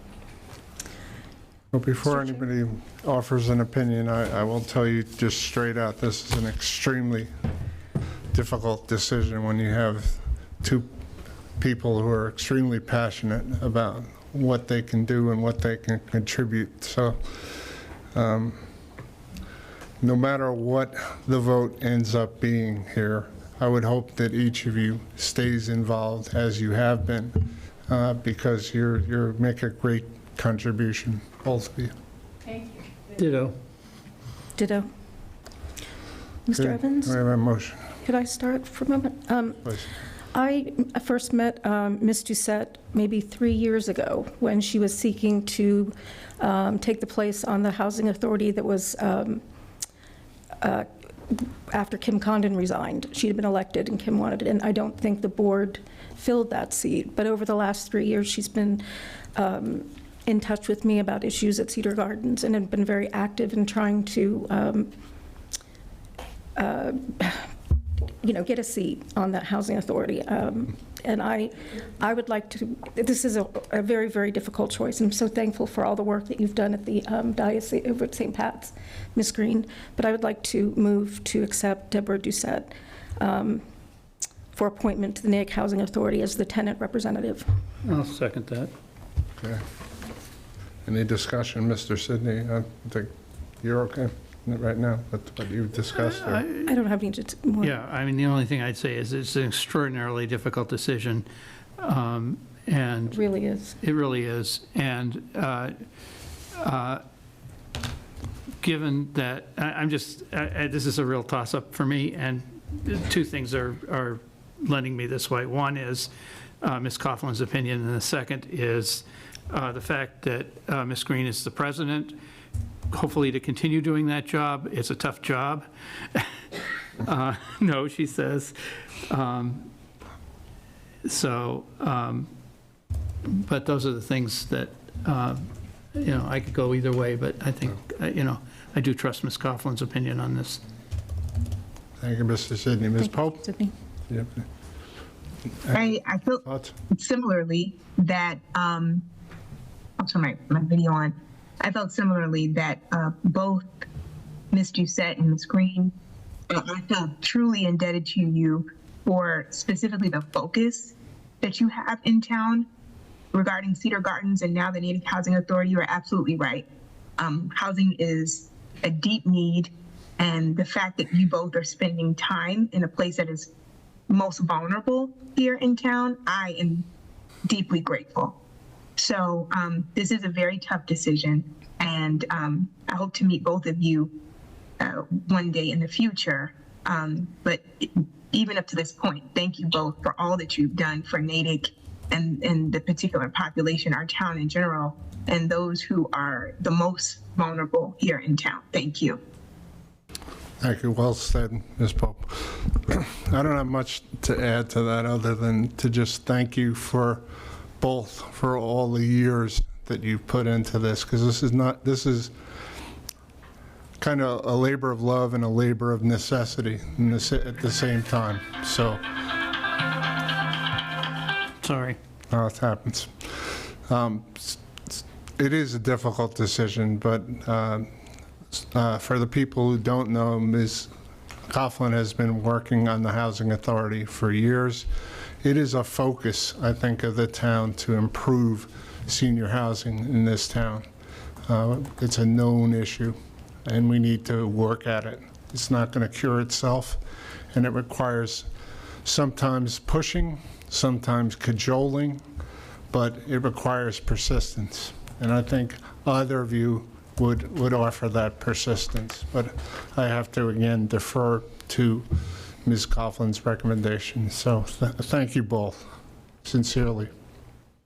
Mr. Chair, just one more comment. Ms. Green, you're absolutely right. There are a lot of issues at Cedar Gardens, and it is one of the, in my opinion, most neglected pieces of property that the town owns. And I'd like to see that, or maybe there's another one that's more. Housing Authority owns. The Housing Authority owns. Yes, thank you. Town is not that. No, you're right. The town does not. I apologize. You're right.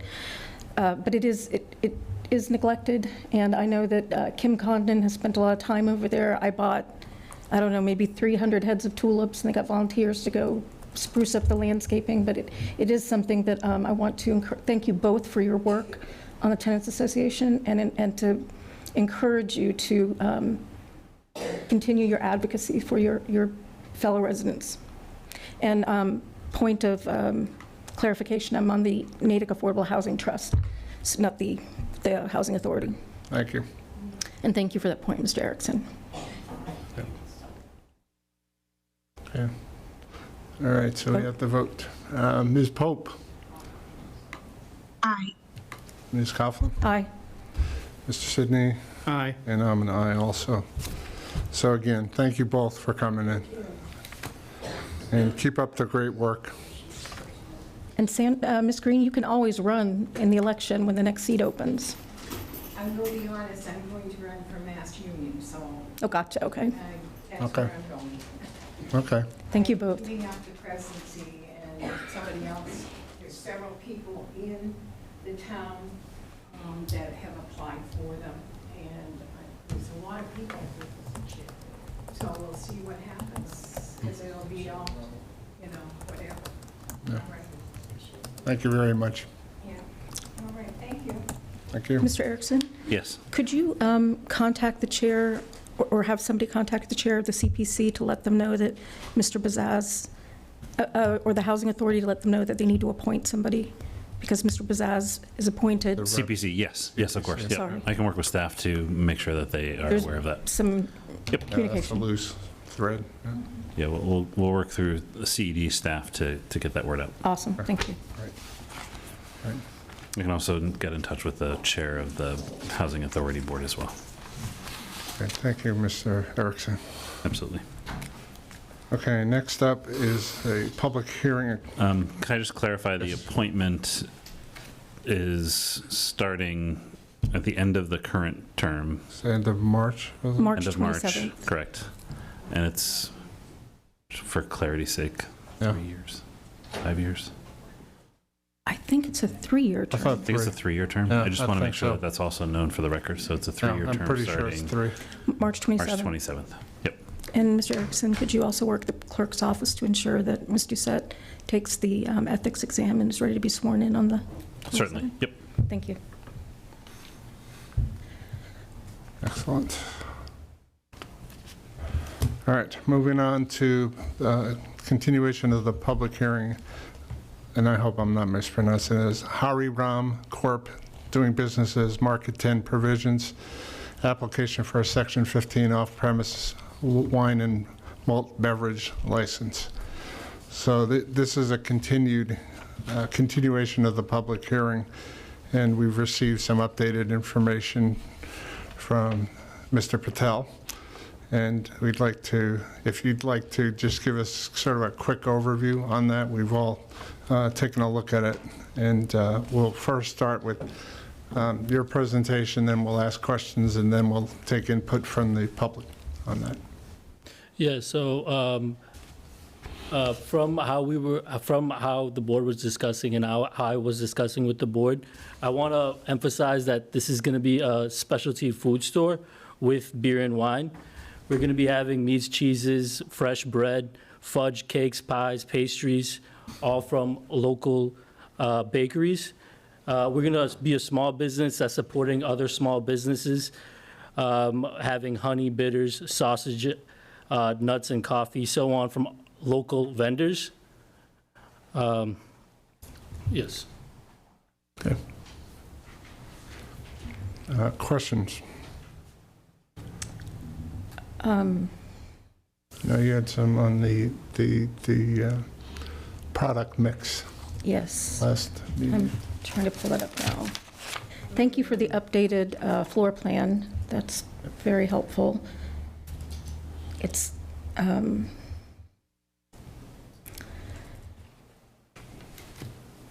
so on your wine list, Mr. Patel, I noticed that you had, for example, I think there were maybe only 2 wines that you listed that were also at Dion's, which addresses the issue of public need. In other words, is the product mix sufficiently different from other stores in the area? You had a couple of wines from Martinetti, but Martinetti has a $500 drop for each order. How will you make a $500 drop with just 3 or 4 wines from them? Yeah, well, I'm going to be ordering via case and making sure that my shelves are stocked and looking good. So I believe I can hit that minimum order quite easily. If you're carrying Veuve Clicquot, you definitely can. And then the wine, the food list, I'm not familiar with the distributor, is it Unfi? Yes, I just can't recall what the whole acronym stands for, but they're the major supplier for Whole Foods. So they're going to have a lot of organic mix of foods. Okay. I recognize a lot of the products, food products from things that I carried in my store, and also I ordered a lot from Mabel. So the advantage of ordering, I'm sorry. No, I just wanted to pause for a section, just to elaborate for the people watching at home. Ms. Coughlin owned a wine and specialty shop in Sherburne before she entered the select board world, so she has a wealth of experience in this market and knowledge of the suppliers. So I wanted to provide that sort of context for her remarks. Thank you, Mr. Chair. The advantage of a store, this is for public consumption, ordering from Mabel as a distributor, is that the order minimums are very low, and these are very small producers, so you may have like one producer who will require like a $100 order, and you also have 2 months to pay your invoice, so you usually run out of the product before the invoice is done. So it's something that helps a small business, as he's describing, balance their cash flow. Yeah, and I recognize a lot of these from things that I carried. So I didn't have any other questions. I'd like to leave it to the board to ask questions. Okay. I have no further questions. Okay, thank you. Ms. Pope, do you have any questions? At this time, I do not. Okay. Many of my questions were just addressed by Ms. Coughlin's comments. In my mind, there's a significant differentiation and an improvement in your business model that you've come to us with. We kind of were trying to edge you towards that to get differentiation, and it's clear you heard that message, so I appreciate that. So what I'd like to do now is, there are some people I know who want to make comments on this, so please come up to the podium and or raise your hand and I'll have you come up. Sir. Thank you, Mr. Friswell. Introduce yourself to the 4 people who don't know you. My name is Don Friswell. I live at 59 East Central Street, diagonally across from this proposed location. I just want to make a couple of points. You received a new floor plan. It's essentially the floor plan that was there before, but you can read this one with labels. I looked, I have a copy of the list of the grocery items and the beverages that are planned to be shown. And I would think that to truly differentiate themselves from other stores, they would have to have many of these items, if not all of them. And as you can look at the floor plan, there's very little storage space. So this is going to be, his stock is going to be involved in being on the shelf without backup or without significant backup. So he may run out of things from time to time, and that's obviously to be expected. But if it gets to a point where he cannot stock this variety, then he doesn't become a differentiated sort of vendor. So just be aware of that. There's, again, precious little storage space. He's got a list of grocery items, cheeses, meats, and so forth available from certain vendors, all of which have expiration dates and so forth and so on. So he doesn't seem to have a ton of refrigerated space to store this all. So you may go in to buy 3 packages of sausages and be able to get 1. And that happens in other retailers as well. So I'd like the board to consider that his business model is different. He does plan to carry different things, but can he sustain that over time? So that's my biggest concern, that he may start going great guns, and many of the distributors in Massachusetts do require minimums to purchase. And if he had to buy a certain dollar value of wine, he may end up with 2 or 3 cases of it, again, with little storage. I had one other concern, that there are products sold in nip-sized bottles. Fireball is one of them. They make a malt base and one with a shot in it. And if a beer and wine license doesn't provide the ability to sell the small nip with alcohol in it, that's something to be aware of, and as I'm sure you are. And they are, again, small plastic bottles that the state, I'm sure, would love to eliminate. Those are the comments that I have. I would like to see him succeed. I'm not dooming him to failure. I think he's going to have to be very diligent in his ordering and keeping fresh product in stock. And quite frankly, I don't know how that would happen with the storage space that he has. So those are my comments. I appreciate that. Thank you very much, Mr. Friswell. May I ask a question, Mr. Erickson, from a Board of Health point of view? To get the licensing, they would have to be confident of both the storage and the refrigeration aspects of it. Because it's one thing that I see a floor plan now, but the health department could come in and say, no, you're deficient in refrigeration for the requirement of what you have to refrigerate on an ongoing basis. Is that a true statement, I guess? Much of that would be part of the inspection process, and much of that also depends on the product itself, meaning if many of these products are prepared off-site, which I'm assuming almost all of these would be prepared off-site. Yes. Then that would determine the type and scale of equipment that would need to be kept on-site and in good working order. Yes, the health department comes in and they put a thermometer in every single refrigeration to make sure that it's at a certain And they level. do regular inspections, and they work with the building department as well, depending on, again, what needs to be brought in and not in. Sorry, I didn't mean to interrupt you. No, that's exactly, that was my experience process. So just for the novice in the group here, if the health department said, you're deficient in the refrigeration aspect of it, they could mandate and say, we won't sign off on this until you add refrigeration or more refrigeration. Obviously, if it's before an establishment opens, yes, they would work with the property owner, the business owner, to ensure that they're being compliant with the standards and the regulations that are set forth, that are required, depending on, again, on the product mix and what it is.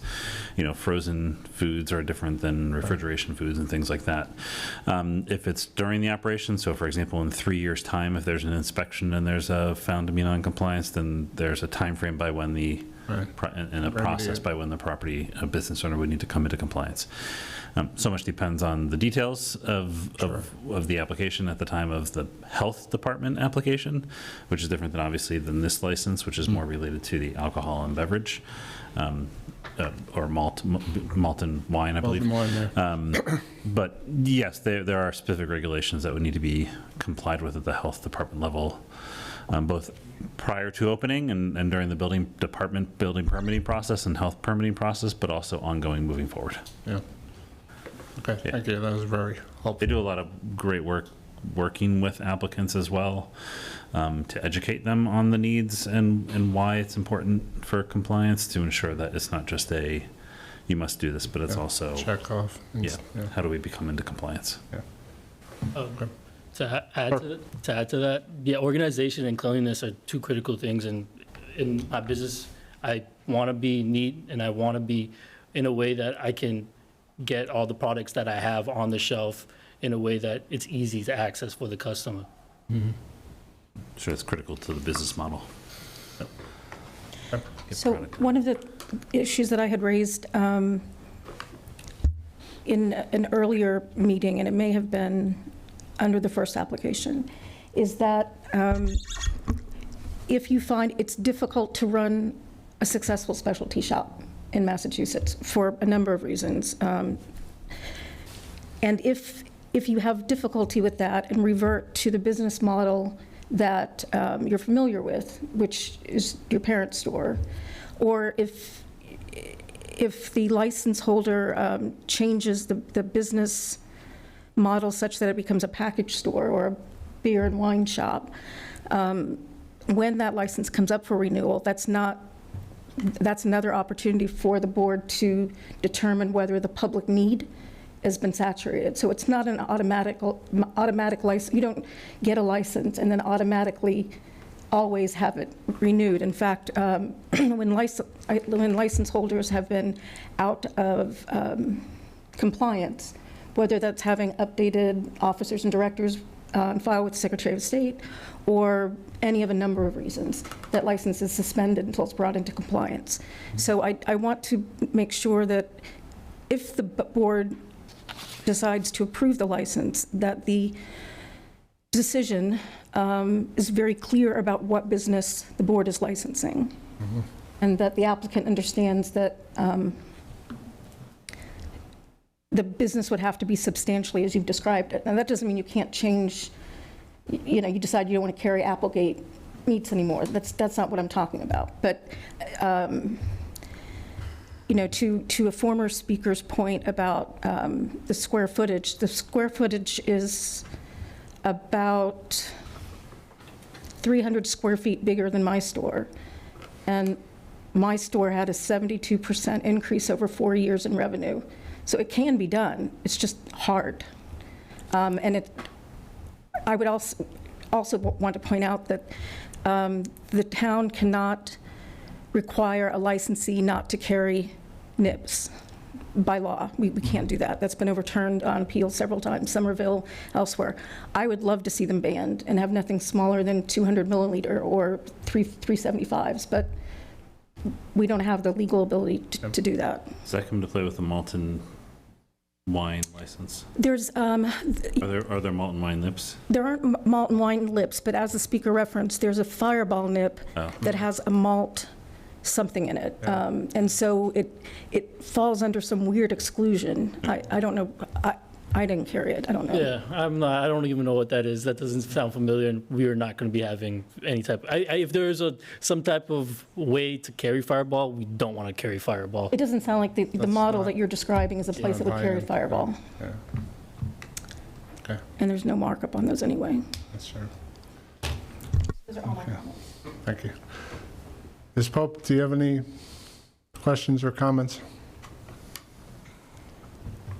My only comment is thank you for going back to truly revise. I believe like you have taken all of our feedback, concerns, and made revisions to get it to a place that's amendable. So I appreciate all the work that you've put into this. Thank you, Ms. Pope. Do I have any motions?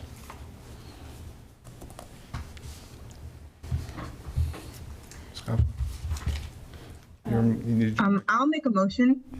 Go ahead, Ms. Pope. Let's see. I want to make sure I say this right. I move to grant an application of wine and licensed malt beverage. I'm sorry? Off-premise wine and malt beverage. Off-premise wine and malt beverage license to the Hair Ram Corp. Okay. DBA Market 10. Okay. Great. Thank you. Do I have a second? Ms.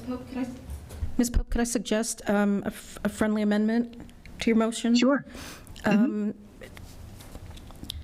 To be granted to Hare Ram Corp. DBA Market 10 provisions as described as a specialty grocery store. Yes. I just have maybe the one caveat of substantially described. As substantially. Yeah. Because you mentioned if they need to change like Applegate to. Well, as the business as described, not necessarily the product list. Perfect. So the business as substantially described in the minutes of this meeting. Okay. And I'll second that. Okay. Thank you. Ms. Coughlin. Any discussion? Okay. Ms. Pope? Aye. Ms. Coughlin? Aye. Mr. Sidney? Aye. And I'm an aye also. Thank you for coming in again and working with us to get something that's a win-win. We want to see you succeed in that space. That is I live probably half a mile from there, so I'm looking forward to stopping in when you open up. And Yes, thank you all to the select board. Very good luck with your business, Mr. Patel. May I ask the board just to close the hearing? Oh, yeah, move to close the public hearing. Second. Okay. Roll call vote? All in favor, please say aye. Ms. Pope? Aye. Aye. Aye. I ask. And I'm an aye, too, so. Mr. Chair, can we take a 5-minute recess? Yes, let's recess for 5 minutes, please.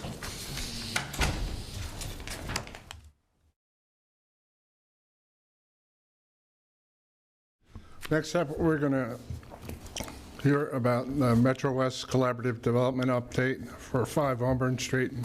Mr. Erickson has remarks from Metro West Collaborative, which we should probably, after the meeting... We can get these up on the website, yep. These, I did have a meeting with them. I've been having regular meetings with them on a monthly basis, just at the staff level, just to get regular updates. They were not able to attend tonight's meeting due to a conflict, but I still want to provide an update to the public and to the board on a number of areas, because we're going to start to see some applications to some public bodies in town. So, for example, the most I guess, timely update is the submission of an ANRAD to our Conservation Commission. An ANRAD is an abbreviated Notice of Resource Area Delineation, and that is a delineation, in this case, of the extent to which the Charles River is delineated. That is necessary in order for the development team to then work through site design, layout of buildings and everything. They did use during their RFP process the one that was provided by the town, but that was through our GIS system, which is really for reference only. It's not a formal delineation. Yeah. So in order to get to the details that is necessary for the application process, there is a requirement or a need to go through the ANRAD process. The ANRAD was submitted yesterday, I believe, if not today, actually today, to the Conservation Commission. So they would need to go through their public review process on that front. And it's really just to define the wetland resource areas. That will then allow their engineering team to go forward with the continued site design work, layout of buildings, layout of parking areas, layout of landscaping, lighting, you name it. That is really critical to allow for them to do that work.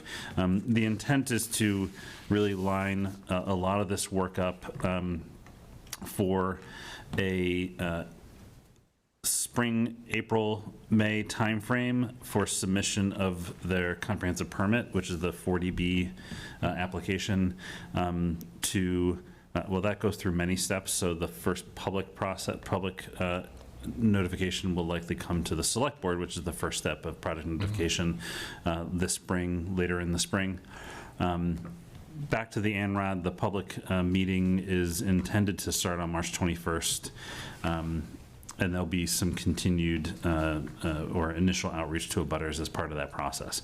But in addition, there's also ongoing existing condition work that's happening as part of the project. I'm trying to find the camera.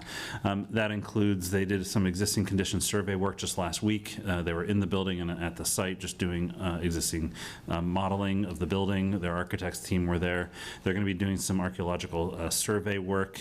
They're working to engage a consultant to do that work. All of these are non-invasive work, but it might mean that the public will see some people on the site doing some just activity work. But it's all non-invasive, so it's really just to gain that information on understanding what needs to go into an application for the 40B process. Trying to make sure I don't miss anything.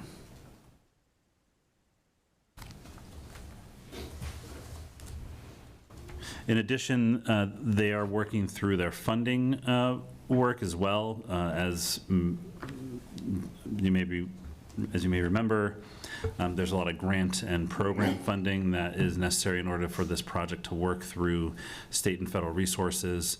Things like an application to former DHCD, now EOHLC.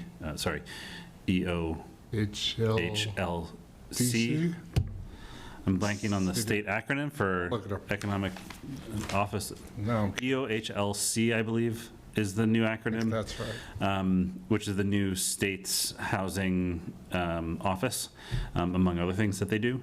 There's also, they're looking at program funds such as tax credit programs, historic and historic tax credit programs. And so those are all also ongoing as we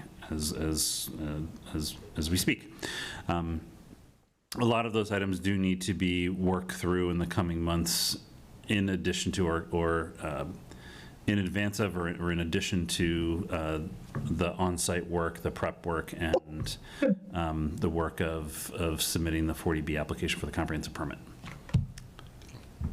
They will be able to come to a future meeting. They were not able to come tonight, but I did want to make sure that I got this updated to the board, just because we're going to start to see some of the public engagement happening more consistently, starting with the ANRAD with the Conservation Commission, which was submitted today. Excellent. Thank you. Any questions? Thank you for that update, and by the way, you got the acronym perfectly. Thanks. Took me a little while. Mr. Sidney? You probably don't know the answer to this, but if you do, I want the public to know. Do you have an idea when the Conservation Commission will hold that hearing? My understanding is it's targeted for March 21st, but it really depends on when they do their notification and their outreach, because they do need to post that meeting, so that could be subject to change. But the intent with the application was to make the March 21st meeting. Okay. I think that's useful for people who are interested to know. 100%, yep.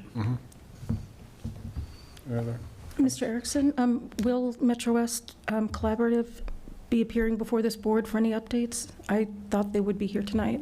They had intended to be here tonight, but they had a conflict that they unfortunately couldn't get out of, but they do want to be at a future meeting, possibly even the next meeting. I had to confirm with their schedules, and they were confirming with their schedules as well. Thank you. They will definitely be before the board in advance of, but once the project notification is prepared and ready to go in, that's really when the substantive details come out about the project. And that's also when the 40B process at the state level really gets kick-started. Okay. It doesn't necessarily mean the local process at the 40B is kick-started, but the state process for that gets kick-started. Would it make sense for them to be to meet with us after they've talked to the Conservation Commission? Possibly. It also might be more in conjunction with, because they are also doing meetings with EOHLC to confirm project eligibility. Okay. And they were hoping to get through some of that work, as well as the site work that they're currently doing, Yeah. so that they have more of a substantive update to provide. Yeah, that's where it's headed, which is, let's not just have them here for the sake of augmenting what they've given you. Let's have them here when they've got something substantive for us to go through. That'd be great. Yeah. Yeah. Ms. Pope, do you have any thoughts or comments? At this time, I don't. Thank you. Okay. Okay. Mrs. Shiguri, do you have some thoughts or comments?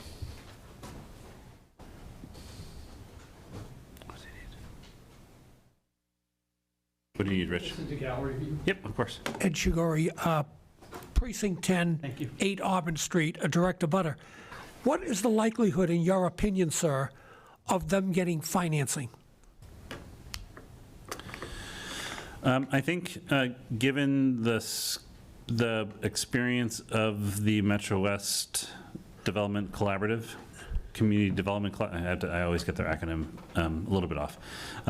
I do expect them getting financing. I think the question is at what time, meaning with many projects, there's more projects typically seeking financing than there is money available through the federal and state programs. So sometimes it can take more than just one round of applications to get the funding necessary to support a project. And that's been a longstanding challenge for well over 10, if not 20 years with the state programs and federal programs. So I think the question is more when they get funding, not if they get funding. Having said that, do you have an estimate of when ground would be broken for construction? So if funding were to be able to get secured in this upcoming year's round, which it would be more likely that it would be, let's say it gets secured this upcoming round, it'd be my estimation, but so much will depend on the permitting process and Yes, the sir. building permits being prepared for as well. It could be as early as next summer or fall, so not this summer or fall, but next summer or fall. That's very aggressive. I think it's actually more realistic that it might be the following construction season. So we're you're talking, my math is, I went to public school, so my math is As did I. awful. So this is 2024, we're going into 2024, it might be more of a 2026 endeavor from a shovel in the ground. There's going to be a lot of work that has to happen between now and then, but given how the funding mechanisms can work, the 2025 is possible, 2026 might be more realistic. Yeah. And how long, assume they break ground in 2026, would tenants be moving in? In my experience, for a project of this scale, 32 units, some of it new construction, much of it renovation of existing historic structure, that could be an 18 to 24 month construction season, maybe even longer when you get into the final site details, such as landscaping and lighting. Much depends on how they would phase the project. So, for example, do they tackle the historic structure or do they do new construction first? But it probably is a good 24 months after that before the first tenants would move in. Is there any discussion, sir, as to how wide Auburn Street is to be?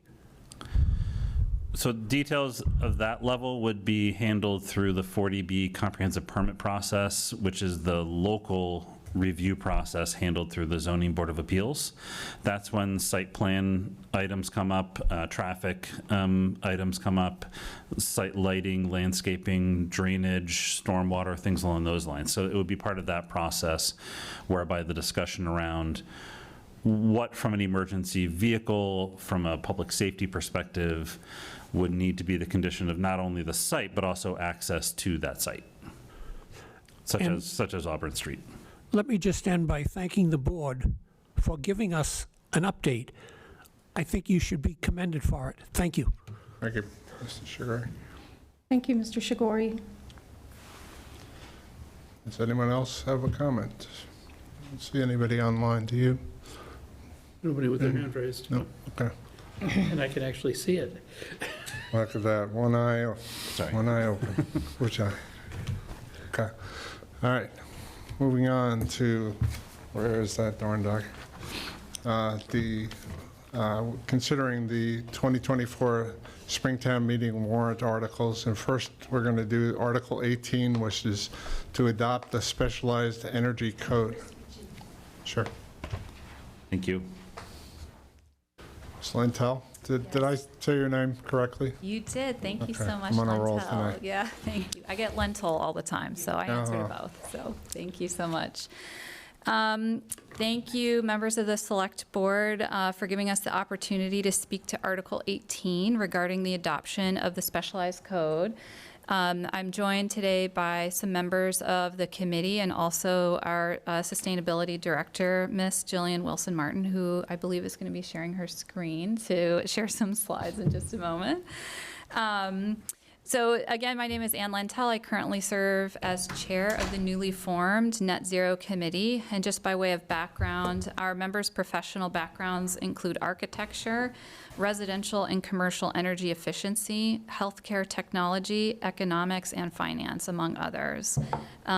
These committee members recently voted unanimously to recommend the adoption of the specialized code at the upcoming town meeting. So I'm here today to speak on behalf of the committee, share a little bit more about the code, and ask for the Select Board's vote to support this article. So we shared a slide deck previous to this meeting that goes through the components of the code in further detail. I'm just going to take a few minutes to walk through a few of those just to provide some high-level points to lay the foundation for today's agenda items. Afterwards, we're happy to take your comments and questions. In addition to Ms. Jillian Wilson-Martin and also members of the committee, we're also joined virtually today by Mr. Dylan Patel from the Massachusetts Department of Energy and Resources resources. So we're here to answer any technical questions you might have. Before we dive in, I think it's super helpful just to anchor on the why. And to make this easy for everyone, I'm going to try to do this in one sentence. Here goes. Adopting the specialized code is the right thing for Natick because it will reduce our community's #1 source of emissions, is fiscally responsible, and it ensures our new construction is best positioned for where the market is headed in the future. So let's go ahead and take a look at what the code is.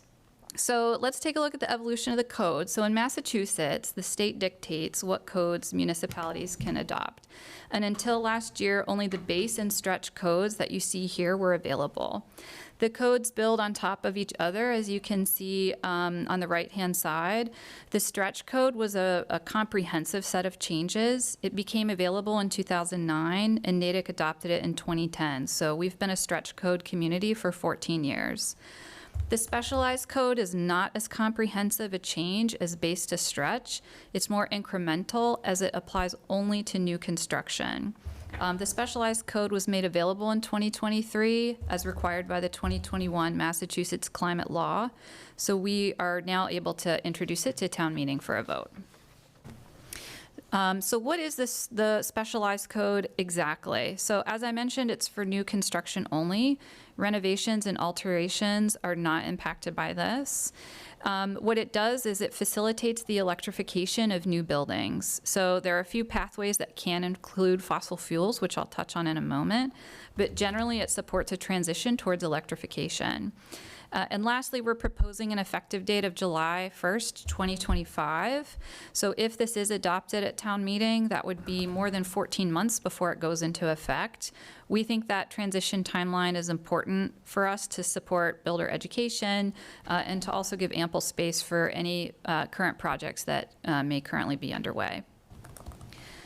There are 4 key features of the specialized code. First, it has high energy efficiency standards for new large homes. Second, for buildings that choose to use fossil fuels, it requires pre-wiring for future electrification. Third, for buildings that choose to use fossil fuels, it requires that a small portion of the building must install a solar array. There are some exceptions to this. And please note that all electric new homes are not required to add solar. And lastly, it requires large multifamilies, so that's greater than 12,000 square feet, to meet higher energy efficiency standards. And this is actually already happening in Massachusetts due to the very high incentives available for these types of projects. And there are a couple of exceptions here, which you can see noted on this slide. So how would this work in Natick? So again, the great thing about the specialized code is it provides a lot of options for builders. And again, this is only for new construction. So most of our new construction comes from single-family homes that are primarily built and sold to new residents. So we'll use this as an example. Homes that are under 4,000 square feet would have 3 pathways that you see here. The first is all electric. The second is zero energy, which means the house, through a combination of highly energy efficiency design and on-site renewable energy generation, is designed to result in net zero energy consumption over the course of a year. And then the last option is mixed fuel. So this would have the pre-wiring for electric and also a small solar requirement. Note that for these homes, both the zero energy and the mixed fuel homes could use fossil fuels, but homes that are greater than 4,000 square feet, which is actually the median size for new family home construction in Natick, would comply with the first 2 pathways, so all electric or zero energy. So with that background on how the code works, I'd like to go back to why the code matters to Natick. So why does this matter? It matters because 65% of Natick's emissions come from buildings. So in 2021, the Net Zero Action Plan was unanimously endorsed by all major elected boards. So publicly, the town has made a commitment to the Net Zero Plan, and this code is a specific action step towards making progress in that plan. Another great benefit is that the specialized code results in better future homes and buildings. So these homes and buildings have higher value, they provide cleaner indoor air, so that's a safer environment, and also result in lower lower total operating costs for the people who live in them. Importantly, the specialized code also preserves choice while protecting the consumer. So at the end of the day, the builder gets to decide which pathway to follow, depending on the design or the location of the property or what they feel buyers will value. So there's flexibility and choice there.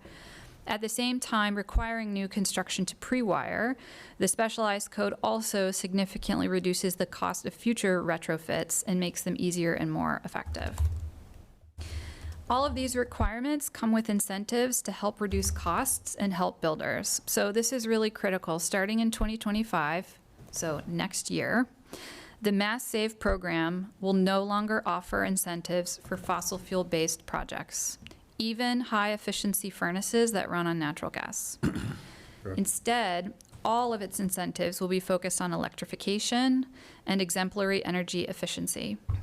New all-electric homes can qualify for as much as $25,000 in rebates from Mass Save, and the Inflation Reduction Act also offers tax incentives, which you can see here.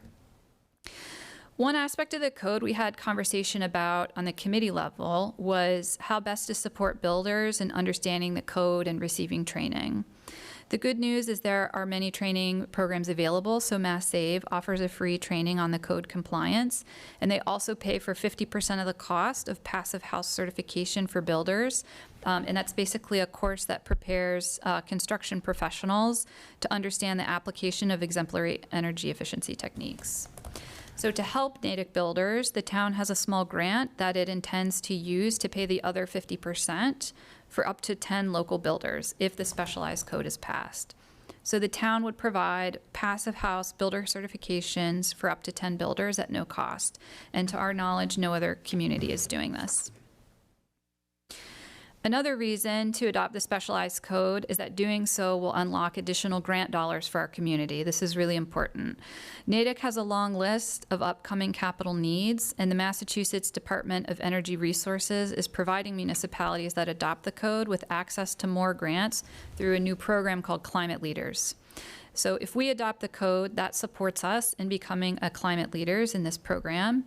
Once we are a climate leader, Natick will be allowed to apply for an additional $200,000 each year. Past experience also suggests that climate leader status might also become a prerequisite for municipalities to receive other state-directed funds, for example, grants from the Pollution Reduction Program. And then we also felt this was important to highlight. We feel that the specialized code is truly the way of the future. Since the specialized code became available last year, 32 communities have already voted to adopt it. Together, these communities represent more than 25% of Massachusetts' population. And at present, 3 of Natick's 6 neighbors have already adopted the code. Wayland is the 4th. They also have it on their agenda for the equivalent of their town meeting this spring. In preparing for tonight's meeting, the Sustainability Director has met with the Building Commissioner, David Gusmini, multiple times, and he agrees that the code is achievable and necessary to meet Natick's net zero goals. He's also shared that it's already happening in surrounding towns and that he expects more communities to adopt it. So we feel it makes sense for Natick to adopt the code and create consistency for builders in our area. Lastly, as part of any good change management process, the Net Zero Committee is busy ensuring we have multiple opportunities to engage other members of the town, the public, and the builders community. Some of these dates may be subject to change, but as we pin down the final details, but you can see we have a lot of activities and several events coming up to engage with the public. So with that, I welcome your questions or comments to me, my fellow committee members, Ms. Wilson, Martin, or Mr. Patel. Thank you. Thank you. Thank you very much. Questions? I'll start. Could you say a few words about how, either you or Ms. Wilson Martin, about how adoption of the specialized code would affect our larger taxpayers in town? So for example, MathWorks or the Natick Mall. Yeah, absolutely. So you're correct that it does apply to new construction for both residential and commercial. So MathWorks is preparing to add a new campus, and we reached out to them and learned that they're filing their permits within the next 6 months or so. But they've actually already designed that new campus with the specialized code in mind, so that doesn't present a hurdle for them. Interestingly, we also learned that the Army Labs, when they built the residential units a few years ago, also built it with, like, in compliance with what will be the specialized code, because that's the code that the Army operates under. So from that perspective, these are types of designs that, even though we don't have it as a code in Natick, some of these bigger commercial builders are already building with that in mind. Awesome. Thank you. Yes. Awesome. Good answer. Anything else? Let's go. No, not right now. Mrs. Sidney. Ms. Pope.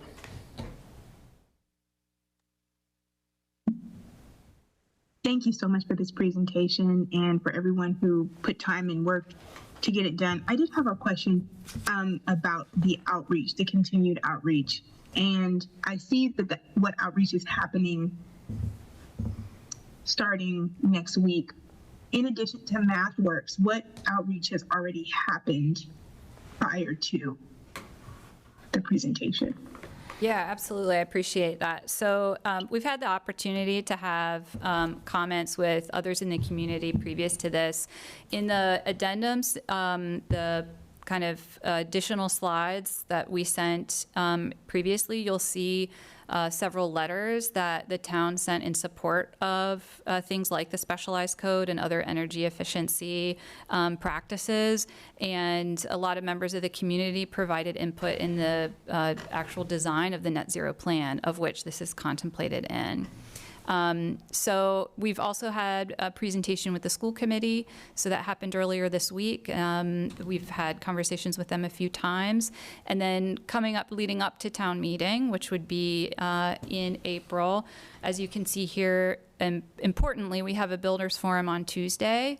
We're also going to be presenting to the Economic Development Committee. The school committee will be voting on it later this month, and also looking at some public forums and other opportunities to engage with members of the community. Is there anything you would... Thank you very much. I thought it was important for the community to hear about kind of the string of outreach that has been happening leading up to talking about this, so thank you. Yeah, absolutely. We agree. And I think the other thing that's not on here, but is true, is a lot of the coordination that we have had with other communities. So understanding from those who are ahead of us in adopting this, what did they learn? What questions did they have from the community? What challenges did they experience? Just so we can understand what might be cause for, frequently asked questions or other concerns from the community here.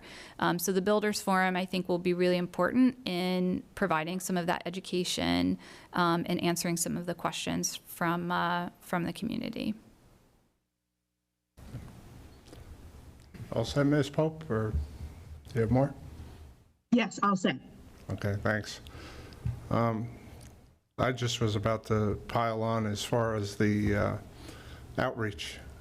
I know that this has been something, and when we first talked about this in the fall, we were talking about, we want to see what the reaction is, from other communities adopting it.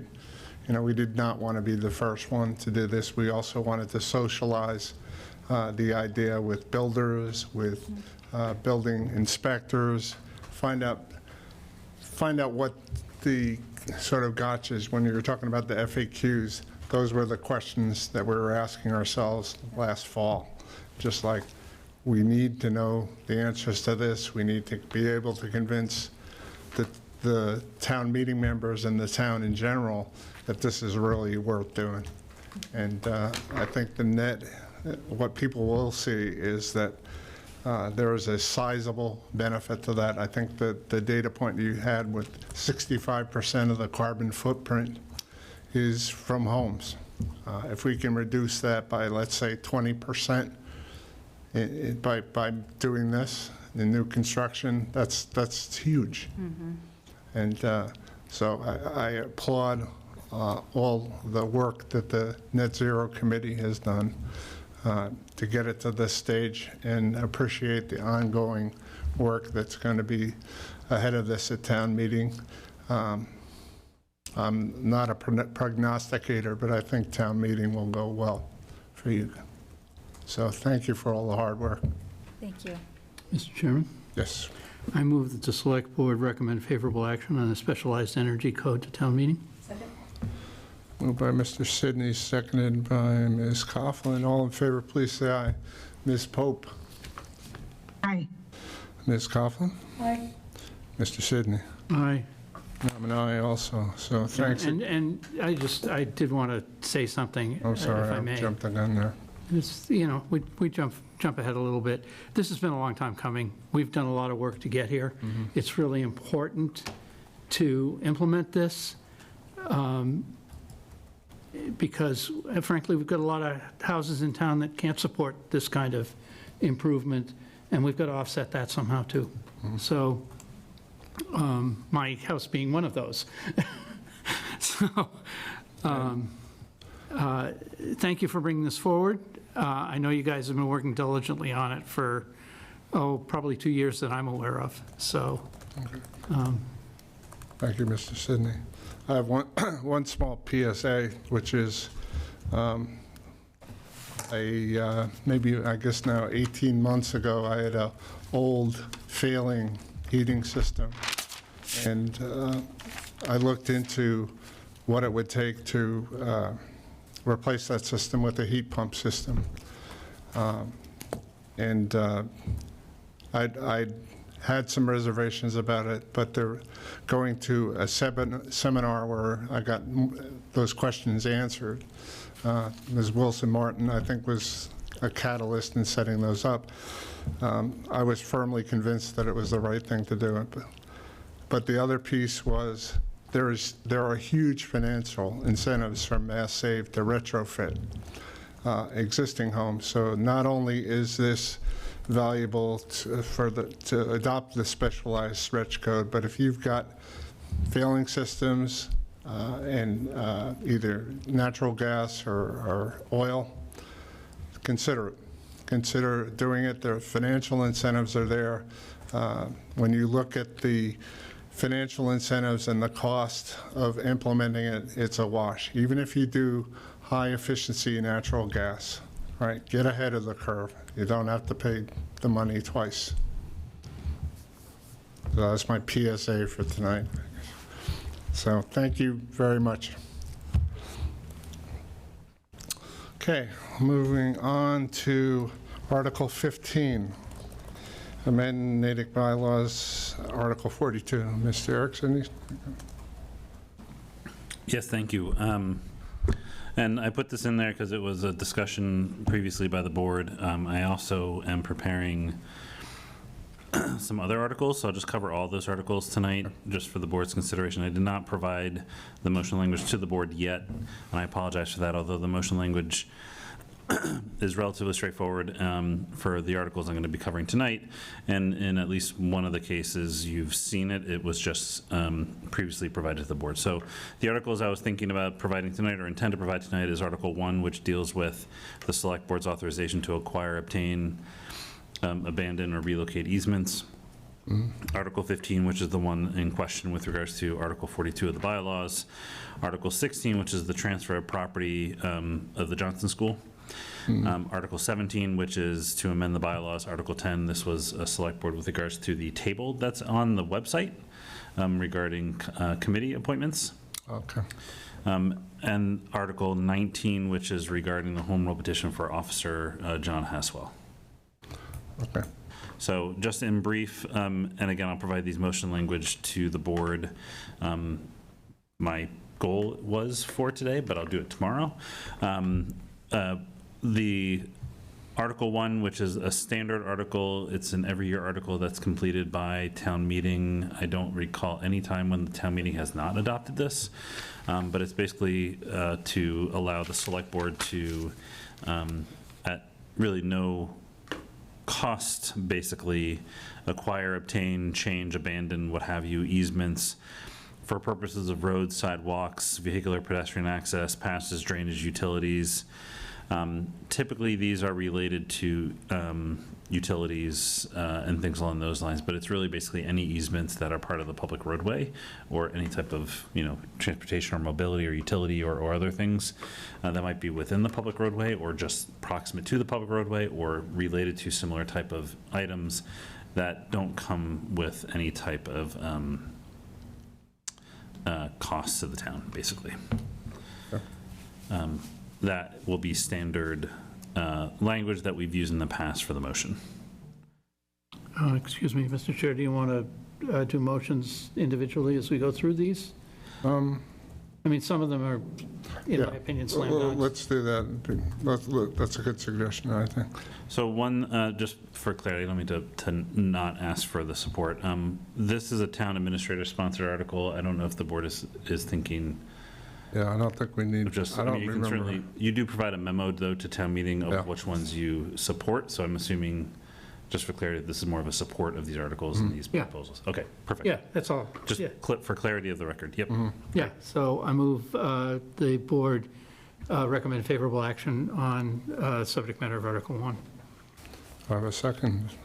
I'll second. Second. Catherine. All right, all in favor, please say aye. Ms. Pope? Aye. Ms. Coughlin? Aye. Mr. Sidney? Aye. And I'm an aye. Okay, on to 15. Yeah, 15, this is regarding Article 42 of the general bylaws, and just for recollection, there's two sections of Article 42. One deals with fuel oils, and the other one deals with transient vendors. At a prior meeting, when considering sponsorship of this article, my recommendation was to sponsor amending, changing, adjusting the entirety of Article 42, because I just want to make sure that we weren't missing an opportunity and then I had the full spectrum of feedback from staff. This came to my attention from the town clerk and the fire chief, primarily related to Section 1, which deals with just fuel oils. Section 2, and I'll go through my motion in a second, regards transient vendors. At this time, I recommend just leaving that as is, not touching it, but really focusing on Section 1. The reason for adjusting Section 1 is the provisions of Mass General Law that are referenced here are really the provisions that we have to follow. As noted by actually the fire chief just recently to me, there may even be some conflicts between what we have in our bylaws and what's actually in Mass General Law. So the recommendation or the desire from staff is to just remove the language completely, because that provides us with the ability to follow Mass General Law, which we have to do anyway. Further, in the bylaw currently, there are fees set, and my recommendation is always to try to limit the amount of times you put fees into bylaws as a general rule. We can always come back after town meeting and ask the select board to adopt fees for these exact same purposes, but then it can be a separate thing that the select board then can adjust accordingly through the years. That makes sense, without changing our bylaw. Right. So to that end, the proposed motion is to move that the town amend the Town of Natick bylaws Article 42 licenses by deleting Section 1 in its entirety and renaming Section 2 as the new Article 42 Section 1. Okay. I will move that. Move favorable action. Move to recommend favorable action. Yep. That one I believe might be sponsored by the select board, but if it's okay with the board, yeah. I'll just work with staff to bring that forward to the FinCom. All right, yes. And do I have a seconder? I'll. Second. All right, all in favor, Ms. Pope? Aye. Ms. Coughlin? Aye. Mr. Sidney? Aye. I'm an aye, 4-0. Next.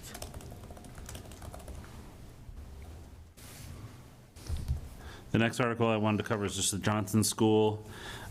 This is as part of the required process when a school is no longer deemed necessary for a school purpose by the school committee.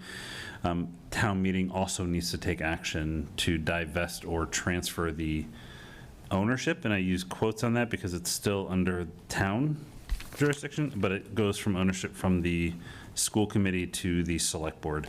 The motion here just mirrors the article language And it's just move that the town transfer property located at 99 South Main Street, also known as Johnson School, from the jurisdiction of the school committee to the jurisdiction of the select board. What article number is this? It's Article 16. Move that we recommend favorable action on the subject matter of Article 16. I have a second. Second. Thank you, Ms. Coughlin. All in favor of Ms. Pope? Aye. Ms. Coughlin? Aye. Mr. Sidney? Aye. And I'm aye. Okay, next up. Article 17, this is the amend the Natick bylaws, Article 10, select board appointed committees. Again, mirroring some of the language that's in the article, move that the town amend Article 10 of the general bylaws of the town to modify the list of committees appointed by the select board by removing, quote, sustainability committee, and by adding, quote, net zero committee. I figure keep it simple. Yeah, that was very straightforward, and I'll move to approve that. Second. Okay, all in favor, please say aye. Ms. Pope? Aye. Ms. Coughlin? Aye. Mr. Sidney? Aye. And I'm an aye, 4-0. Final one just for review tonight, and we may have more at a future meeting, but Article 19, an act authorizing the town of Natick to continue the employment of police officer John Haswell. Move that the town, and this again mirrors the standard language as provided previously to the board by Chief Hicks regarding these types of requests. I don't recall the last time it was done in Natick. I don't think it's been done in Natick in a long time, but they're more common around the state that get sent as home rule petitions to the legislature. So move that the town vote to authorize the select board to file special legislation with the general court under the home rule amendment to the Massachusetts Constitution or take any other action thereon. Said special legislation to read as follows, provided, however, the general court, and this is all, again, standard language for home rule petition. Yeah. General court may make clerical or editorial changes of form only to the bill unless the select board approves amendments thereto before enactment by the general court, which amendments shall be within the public purpose of said petition or take any other action thereto. An act authorizing the town of Natick to continue the employment of the police officer John Haswell, Section 1, notwithstanding any general or special law to the contrary, John Haswell, police officer for the town of Natick, may continue to serve in his position until reaching age 68, the date of his retirement, or the date he is relieved of his duties by the select board at their discretion, whichever comes first. Provided, however, that he is mentally and physically capable of performing the duties of the officer, the select board may, at the town's own expense, require that John Haswell be examined annually by a physician designated by the select board to determine such physical and mental capability to perform the duties of his office. No further deductions shall be made from the regular compensation of John Haswell pursuant to Chapter 32 of the General Laws for service subsequent to reaching his age of 65. And upon retirement for superannuation, he shall receive a superannuation retirement allowance equal to the allowance that he would have been entitled had he retired upon reaching the age 65. Mm-hmm. So it includes the mental health, the physical, the age 68, and also the regarding the payments into retirement and superannuation at the age of 65. I move we recommend Hold on favorable. 1 second, Rich. Sure. I wanted to just say one more thing, which is part of the reason that Chief Hicks viewed this quite favorably is this, Mr. Haswell has, Officer Haswell, I'm sorry, has great experience as a detective, and he's looking for him to provide some mentor capabilities to some of his younger police officers. He's viewed as having a specialized expertise, a great network in the law enforcement community, which is invaluable to the residents of Natick. So that's also in the mix of things that argue in favor of this. So please, Mr. Sidney. Yeah, move that we recommend favorable action on the subject matter of Article 19. Do I have a second? Second. Thank you, Ms. Coughlin. We'll go backwards. Mr. Sidney. Yes. I'm a yes. Ms. Coughlin. Yes. Ms. Pope. Yes. I wanted to keep you on your toes, Ms. Pope. Oh, thank you. All right. All right, that is all for the town meeting warrant articles. Next, we'll do, If I may just briefly, sorry, just ask that all that be subject to just final review by legal counsel. sure, yeah, Much has been, but I just want to make sure that's also on the record. yeah, okay, thank you for that. And next up is Friends of Natick Trails update, and I saw Mr. Ostroff earlier. Is he still with us? He is. We could I appear to be with you. Can I be turn on video? Oh, great. Oops. there.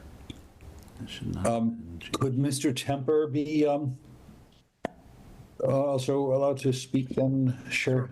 Absolutely. Great. You should be able to do that already. Yeah. Thank you. Thank you, board members. So Josh Ostroff, former chair of the former CRT Advisory Committee and a member of the board of the Friends of Natick Trails. We were in touch with the chair a month or two ago to provide the annual report that the Friends give to Natick ever since an agreement was signed between the board and the town and the Friends about 4 or 5 years ago. And I am going to ask that Chris Temper be recognized to provide the report. Just wanted to provide a little bit of context.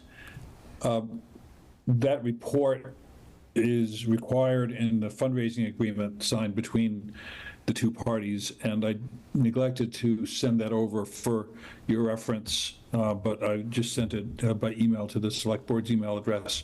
Okay. It just, essentially, the Friends are the fundraising entity for the CRT and provide sponsorships to the public and businesses, and turn over most of the proceeds to the town, as Chris will describe.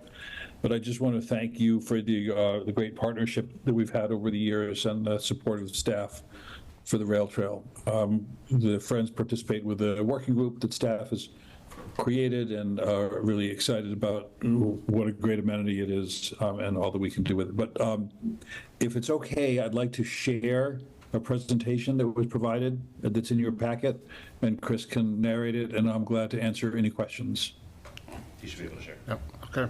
You should be able to go. You should be able to do that, Josh. Well, theoretically, yes. Just a second. You're extremely capable. I think you have the technical ability. I don't know if you have the technical skill. Okay,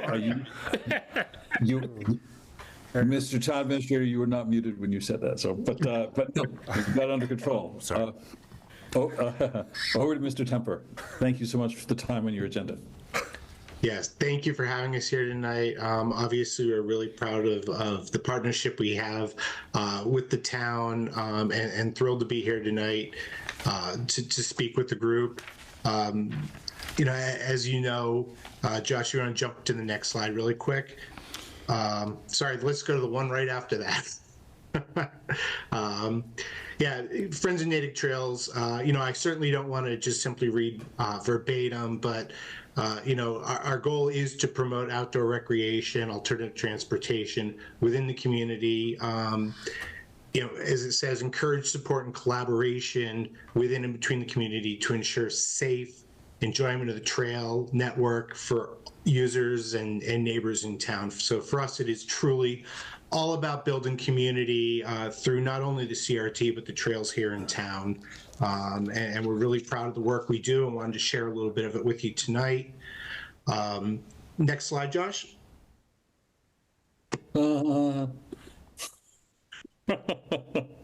Yeah. All right. A second, I thought I fell out of my chair. Yes. Yeah, so since the agreement in 2019, we have, since 2021, the town has been able, Friends of Natick Trail has been able to provide the town over $173,000. And this has been a combination of sponsorships, direct and indirect and in-kind donations. There are a number of programs which we've done this. Next slide, Josh. there's been a number of ways we've done this over the years. In 2023, this has included 2 new bench sponsorships, our commemorative brick program, which has we've added 38 new bricks in 2023, and some of the funds from which we have raised over the past couple of years have also been able to help with adding new amenities to the trails, including the 4 additional new benches with pads, 2 bike repair stations. This was also partly funded through the DEP grant, as well as 2 kiosks on the trail. As the slide suggests, most of the revenue we provide directly to the town, but obviously in things such as plaques, fabrication, installation, the Friends do retain some of the funds to help cover these expenses. Something we're really thrilled to be able to do and continue to add amenities to the trail. We're also obviously quite proud of the programs that we've run. This was our 3rd year running the New Year's Eve event with fire pits up and down the trail. We had over 2,000 attendees, and it continues to be just a tremendous success. We're thrilled because we also have the support of the town in helping to put this on. So we also ran our first accessible cycling program. We call the program All Aboard. We have basically adaptive and accessible cycling. We partner with a group called All Out Adventures from Western Massachusetts, and we run a program that provides adaptive and accessible cycling for folks regardless of age and ability. We ran our first event last year and had over 30 participants, and we are, as I'll mention in a minute or two, we're planning on running this again 4 times this year. So another program we're incredibly proud of being able to bring to the town.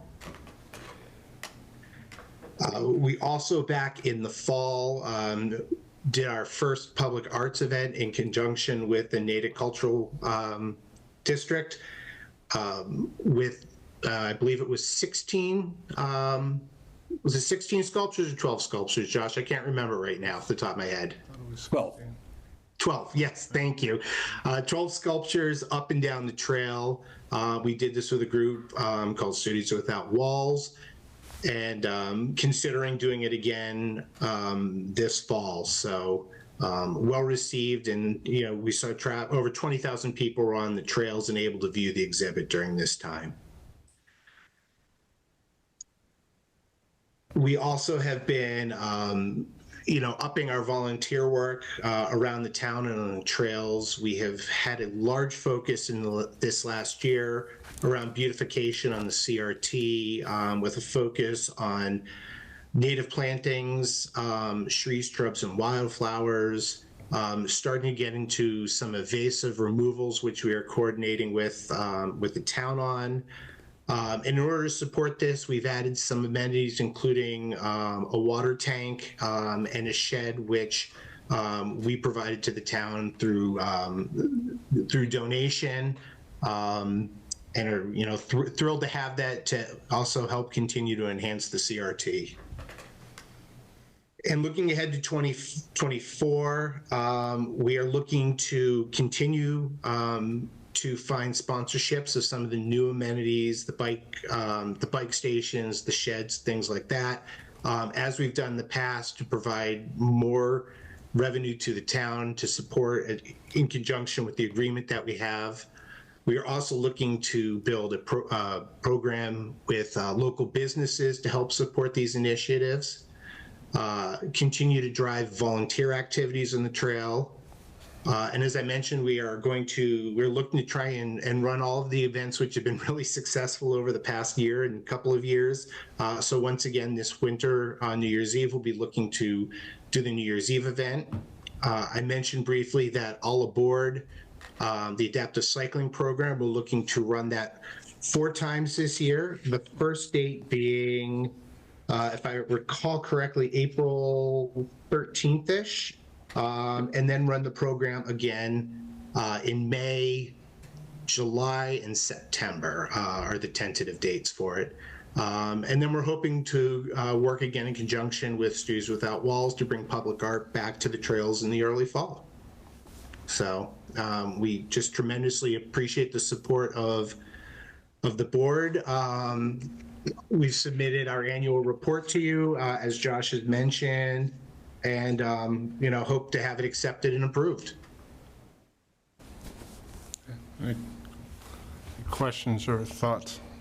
Please. Great job. Thank you. What an amenity for the town. Yeah. This is really great stuff, just the sheer breadth of what you're able to accomplish. And I appreciate that you also said that it's not just the CRT that you guys work on, because that's an important thing to mention. One question that I did have is, if someone wanted to volunteer, how would they go about doing that?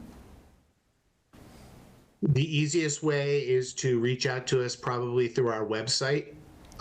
We have a volunteer form on there. Certainly people are welcome to send an email to the Friends of Natick Trails email address. We are always thrilled to have more people come on board and help us out, whether it's actually joining us on the board or volunteering on any of the events that we're doing. We are always thrilled to have people in the community joining us. Okay. And that email address is friendsofnaticktrails@gmail.com. Okay. Yes, thank you. Thank you, Mr. Sidney. Okay, so we need a motion to accept the annual report of Friends of Natick Trails. So moved. And that's moved by Mr. Sidney. Do I have a second? Moved by, seconded by Ms. Coughlin. Oh, we'll give it to Kristen. We haven't given her one tonight. So, all in favor, say aye. Ms. Pope? Aye. Ms. Coughlin? Aye. Mr. Sidney? Aye. I'm an aye. Great. Great work. Keep up the great work. Thank you, guys. It's a lot of energy Thank you. behind this. I'm looking forward to the connection with MBTA. That'll be tremendous when that happens. Mr. Chair? Yes, sir. The partnership on the All Aboard program is with Susan Ramsey and the Community Services Department, and we just had a great meeting with them this morning and with the provider of the accessible cycles, and so we'll have an announcement in the coming days about all those events that Chris mentioned, but really excited to bring that back. Okay, please. That's really a town initiative. Thank you. Please bring those cards and letters to us, and we're happy to announce them. Sounds good. All right. Thank you, Thank you so much. Thanks, Thank you, Josh. Chris. Thank you, Bruce. Excuse me. Where'd that go? There it is. Okay, next up is consider sponsorship of special town meeting warrant articles, and this is sort of an introduction event here. So what I'm going to do is read sort of the chronology of what's been occurring and how we've been working with the CBRC. So it's a little long, but I didn't have time to shorten it. So as you know, town meeting approved amendments A through H at fall annual town meeting. The CBRC noted that it intends to draft a replacement for Amendment C, and we'll bring that motion to special town meeting number 1. The CBRC does not intend to revisit any of the other amendments that were approved at fall town meeting. I distributed the December 12th, 2023 minutes from the Joint Select Board CBRC meeting that reviewed amendments A through K and sent those comments to the CBRC for their consideration. The CBRC requested and received the $25,000 reserve fund transfer to finance the review of the amendments on February 8, 2024. That is for their special counsel that they've hired or retained on an ongoing basis, I should say. I'll be reviewing the video of the February 15th, 2024 CBRC meeting video where the draft warrant articles from the CBRC to the special town meeting were reviewed in addition to amendments I and J. And I'll be reviewing the January 29th video of the CBRC meeting where the proposed warrant articles for special town meeting were reviewed, and those are amendments I through U, with the exception of Q, which no longer exists. There was great participation from interested parties and a good exchange of ideas, and I feel that a lot of good progress was made during these discussions. Both sides are providing great feedback to each other, and some of it, and I was explaining this to someone this afternoon, that both sides are, on one side, we're getting detailed explanation from the CBRC as to why they worded things a certain way and helped our understanding of that. And the other side of that is people who have suggested changes, they're getting a good audience with the CBRC who are taking it under advisement and sincerely looking to make the changes that people, again, a good exchange of ideas, and they're amenable to implementing those changes. So more to come on that in the future. We'll probably have this as an ongoing article. I'll have more probably at the next meeting. So that is all for that. Next is the referral of zoning articles to the town meeting. Sure. Well, just back on the prior item, that's also a placeholder in case the board has new articles that they want to sponsor for the special town meeting. Correct. I'm not aware of any that town administration is seeking to sponsor, but just for board members, although as announced tonight, you only have really right now to decide because the warrant closes on Monday. Yeah. So we did want to have that on here just in case you wanted to sponsor any other articles. Yeah. Does that make sense? Can't think of any. We had the discussion on that.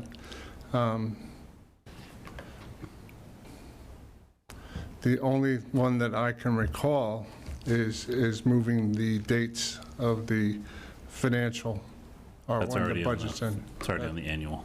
It's on the annual, that's right. Right. Yep. Okay. Good. I know I'd read it, so. Yep, it's on the annual. Just in case something came up after the annual that the board wanted to sponsor, I want to make sure this was also on here for that purpose. Okay. Again, I'm not aware of any that I've heard from any members. Bye. So this is more of a placeholder. Okay. Referral of zoning articles, as I've spieled in the past, this is a requirement of Chapter 40A, Section 5, Mass General Law, that obligates proposed zoning to be referred to the planning board for the public hearing process as required by Mass General Law from the select board in the case of a town. The articles that are being requested are in the packet. There's a cover memo. It relates to zoning articles for special permit site plan review and 5 Commonwealth Road. 5 Commonwealth Road is a relatively speaking small office building up on the boundary of the Natick Framingham / Wayland-ish town line, near where the Kitchener Rail Trail crosses Route 30 into Framingham, and sort of the back side of the Home Depot on the other side of the rail trail from the Home Depot. It's currently zoned RSA, which is a residential zoning district, and the proposal is to rezone it into a consistent zone with the remainder of that area, which is industrial 2. And as well as an overlay district for a regional center. So that's very consistent with really all of the other parcels that are up in that area of town that are not on the other side of Lake Kitchewit or the other side of the Kitchewit Rail Trail, which is residential single family A. Happy to answer any questions, but again, this is a pretty straightforward just referral to the planning board. Yeah, just for curiosity, the special permit changes, are those to meet MBTA communities? Or are they some other reason? These are not for those purposes. Okay, I just wanted to get clear. This is cleanup. These are more really to revamp and modernize and clean up our current special permit site plan and approval processes. Just through the years, they've really melded and meshed and really became inconsistent not only with each other, but with case law and some mass general law. So this is really a comprehensive cleanup. It's something that was even on my docket when I was at CED. So I'm really excited to see Amanda Loomis get this going, get traction with this with the current planning board. And procedurally, do you need two separate motions, or is one enough? I maybe do two, just because they could then hold them as two separate public hearings if they need to. I was just going to say. Move to refer the zoning bylaw amendment for special permanent site plan review to the planning board. So do I have a second? I'll second. Mr. Sidney, anything to say? No. Oh, We're you, referring aye. So who was the seconder? Me. So there's a special permit. Sorry, I'm catching up. All in favor, say aye. Mr. Sidney. Aye. I'm an aye. Ms. Coughlin. Aye. Ms. Pope. My hand was up to ask questions. I'm sorry. Go. Okay. Jamie, part of it may have been cleared up with what you said, that this was maybe cleaned up, that terminology cleaned up, but I wanted to know if residential to industrial means that industrial then can be developed as commercial. So just for clarity, the question is referring to the amendment of the zoning map for 5 Commonwealth Road, that particular one? Yep. So the current site is an office building, a commercial office building. It's a small commercial office building. So right now it's in a pre-existing non-conforming is the term under Mass General Law condition, because the underlying zoning is residential single-family A. So the intent here is really to get it into more compliance, the existing site. But yes, industrial 2 allows for, among other things, some industrial uses, not all industrial uses, but some, I forget the exact list of industrial uses, but industrial uses as well as commercial office space. I believe R&D space is included in that. Yes, and then there's also the overlay RC Regional Center Overlay District, which is there's underlying zoning on parcels, and then in some cases you can actually add a layer of zoning that adds to, or it really depends on how it's written, can augment or change, but it's not. It's in addition to the underlying zoning. In this case, it's the RC overlay, which is consistent with a lot of the other parcels that are in that area of town, which is up kind of in proximate to the Golden Triangle area, by the Home Depot, by the TJX facility, which is on the Framingham-Natick town line. Okay. Thank you. Absolutely. Great question.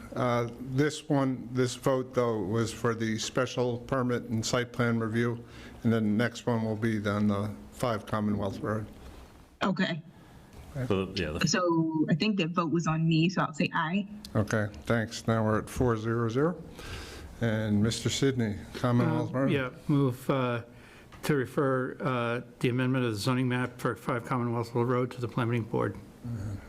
I'll second that. Any discussion? We already kind of did that. Ms. Pope, anything additional? There you go. No. Okay. All in favor, please say aye. Ms. Pope? Aye. Ms. Coughlin? Aye. Mr. Sidney? Aye. Aye, aye. All right. We're on to the consent agenda. Okay, 3 items on the consent agenda. Nordstrom Inc., DBA Nordstrom Bazille, application for an S12 for all alcohol license, change of officers. Item B, approve bagging of meetings for the 2024 elections, March 5th, March 26th, September 3rd, and November 5th. Item C, support the recommendation from the Audit Advisory Committee on the RFP, which we discussed earlier. Does anybody want to pull anything? No. In which case, I move items A through C. And a second? Awesome. Second. Go ahead. Kristen. Who? Go to Kristen. Kristen. It's a tie, neck and neck. All in favor, say aye. Ms. Pope? Aye. Ms. Coughlin? Aye. Mr. Sidney? Aye. And I'm an aye. Okay, we Now we're on to Town Administrator notes. Thank you, and I'll try to be brief because it's 9:15 and we have a deadline. Hopefully. Two things. One, we are actively working on our recruitment and hiring for the administrative assistant function and role for the Select Board and TA's office. In working with Bruce and Catherine, we have a couple rounds of reviews and interviews to go, as well as Donna Donovan in the office and John and HR, Dorothy in HR. One thing we're working on as well is to think about the future succession planning and stability in the office, just from a staffing perspective. We're reworking some of the job functions in this position and in the existing position that Donna has to make it a little bit more of a hierarchy, so that Donna can provide more direct oversight and sort of guidance and training for this position. There can be the expectation and almost requirement for cross-training for a lot of the functions because they're a little bit siloed right now, and we want to have them to be a little bit more of a cohesive unit. And take some of the more technical components and bring them back into Donna's responsibility, which she has the skill set and knowledge to do, while putting a little bit more of the administrative function on this role, so that, again, no matter who the board members or the public or town administration talks to, they both can do the work, but there is a little bit more of that training and hierarchy. That's great. I view this as extremely important, one, just for the functionality of the office, two, for customer service, and three, for, again, succession planning. While Donna has not indicated her intent to retire, I'm thinking 5-10 years down the road, maybe 20 years, who knows? I don't know how long Donna will be here, but the thinking is if we can use Donna's expertise in the coming years to really train up the next Donna, now would be a great opportunity to be able to do that, and acknowledge just the expertise that Donna has for the office and the need for that knowledge transfer. So any questions? The intent is for Kristen and Bruce to help with round 1 and round 2 of interview processes.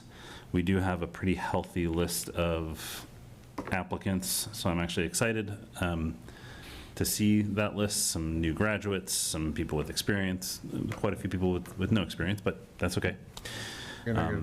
And so we're working through that process. Yeah. Excellent. I don't think I see Ms. Pope with any questions either. Great. Second is just a general discussion, and I'll bring back more details at a future meeting, but just want to give the board a heads up. As part of our review of really all of our services and regionalization of anything that we can be doing from a service perspective, and this could be a potential cost savings measure as well. We are exploring with some of our neighboring communities regional dispatch. I just want the board to be aware that we're discussing it with the communities around us. The obvious ones are the Waylands, the Framinghams, who we've been in more close conversation with, but we have also discussed with like Sudbury, Weston, Wellesley, really anybody that we can get around the table to see what those communities are doing. For context, the state is pushing heavily for regional dispatch centers. In Massachusetts, it's a patchwork, really a lot of localized dispatch centers, which on the scale of, or on the realm of the nation is really not a best practice. So for reference, there's about 3 to 4 times more dispatch centers in, if not more, in Massachusetts than all of the state of California. Like California has like 10 and we have 200 and some odd. So and the state is putting a lot of financial incentives into this as well, that we have to explore this as a community. It just makes sense. We're also noticed and experienced through the pandemic and afterwards some challenges with regards to just retention and recruitment of employees in the dispatch center, and we see a regionalization approach might be a better way to we have to at least explore, I don't want to say better way, but a new way of looking at this that might actually provide some longevity and a career move for people who want to be in the dispatch world. Some of our neighbors have already signed on with the regional dispatch center down in Holbrook. So for example, Sherburne, Holliston, Norwood, Sudbury are actively moving or have already moved is not the right word, but they have actively already moved their functions of dispatch to Holbrook. There are other regional dispatch centers in the Commonwealth that are active. Foxborough has one, for example. It's not the town, but it's a district. So there's two models, a district model and a hosted model. Okay. A district model is when communities come together and create a district, so it's a wholly separate entity. Okay. A hosted is when a community hosts it, and then communities sign intermunicipal agreements with that host community. They can function almost the same. It's really the governing documents that govern the functioning of it. From my perspective, for Natick's safety and security, I'd want to make sure that we have equitable say in any agreement with anybody at this point, if we even go down this road. But the reason I'm bringing it up is that in the coming months, we're going to have to really explore this. I've already been engaged for really actually well over the better part of a year with both chiefs in exploring this just for our own purposes, but it's getting to the point where we're going to have to actually make some meaningful decisions. The board will actually. Okay. So in the coming weeks and months, I may be back in front of the board with the chiefs with some potential opportunities on a potential on this exact front. Good. One thing we are actively exploring is grant applications with some of our regional partners as well. We don't need to enter into anything until we sign an IMA, so there's still ample opportunity to review this, but I just want the board to be aware of that. Excellent. Good progress. Thank you. Any questions on that front? No, just an observation of just like part of any agreement that we have is that we're going to have to improve or at least maintain the strong quality of service. 100%, yeah. This has been a long time coming, though. Right. I know the town has studied it multiple times through the years. I think the most recently was when Mr. Joseph was actually on the board the previous time, so about 10 years ago. My understanding, and speaking with some people who were involved in that then, this was the opinion that they provided to me, was that a primary reason why it did not go forward then was more cost. Yeah. The state incentives really take costs off the table. Like they pay for all upfront capital that's necessary. You have to go through a grant program, but they pay for all upfront capital that could be hundreds of thousands, if not millions of dollars. They also pay for, and it's a, don't quote me on this, but because it's like the first year of operation, it's 100% of the cost of operation, 75, 50, 25. Yeah. So it all depends on what that first year is, but it could be, at least in the sort of an immediate future, a real benefit for the town while we get into it, and then ensuring that we have the long-term stability of the dispatch center. Excellent. Okay. Any other questions? Okay. John, do you have anything else from town administrator? I don't believe so. Okay. That's it. All right. 9:22, so. 9:22. Select board concerns? Have anything? Nothing I want to share. I did have one question, and this just might be my oversight, so I apologize in advance if it is. Hours for the senior center, do we have them updated? Is there a place where I could get them? Yeah, I will dig that out for you. I know I have it. I will email that to you. Can I ask, do you mean hours of the senior center or hours for? Hours for select board hours. You mean select board hours? Okay. Select board hours, yeah. Sorry, we can tell you the hours for the senior center if you need the hours of when the senior center is open, but. This is good. I should have been more specific. Community senior center, yep. Community. Yes.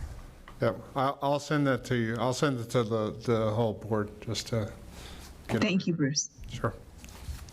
Well, I know I have them coming up. I thought they were in my, oh, yeah, so they're technically 9 to 10 on a Thursday. Right. But Who's sitting, mine's on April 20th. Yeah. 25th, It's so. offset. I'll just, I know I had it because I looked it up because I had this vague panic that I was supposed to be somewhere one time, and I downloaded it, or I looked in my email and found it, and it was the update from Joan. So we'll be current. I'll send that before I go home tonight, so I won't forget. Any correspondence? I don't believe there's anything in there, no. No, I didn't say it. Okay, Mr. Adjourn. Sidney, thank you. And do I have a second? Second. You emphatically, Ms. Kaufman. All in favor, say aye. Aye. We got to do a roll call. Kristen? Yep. Aye. Ms. Kaufman? Yes. Mr. Sidney? Aye. And I am most definitely a yes. So thank you very much. 9:27 PM.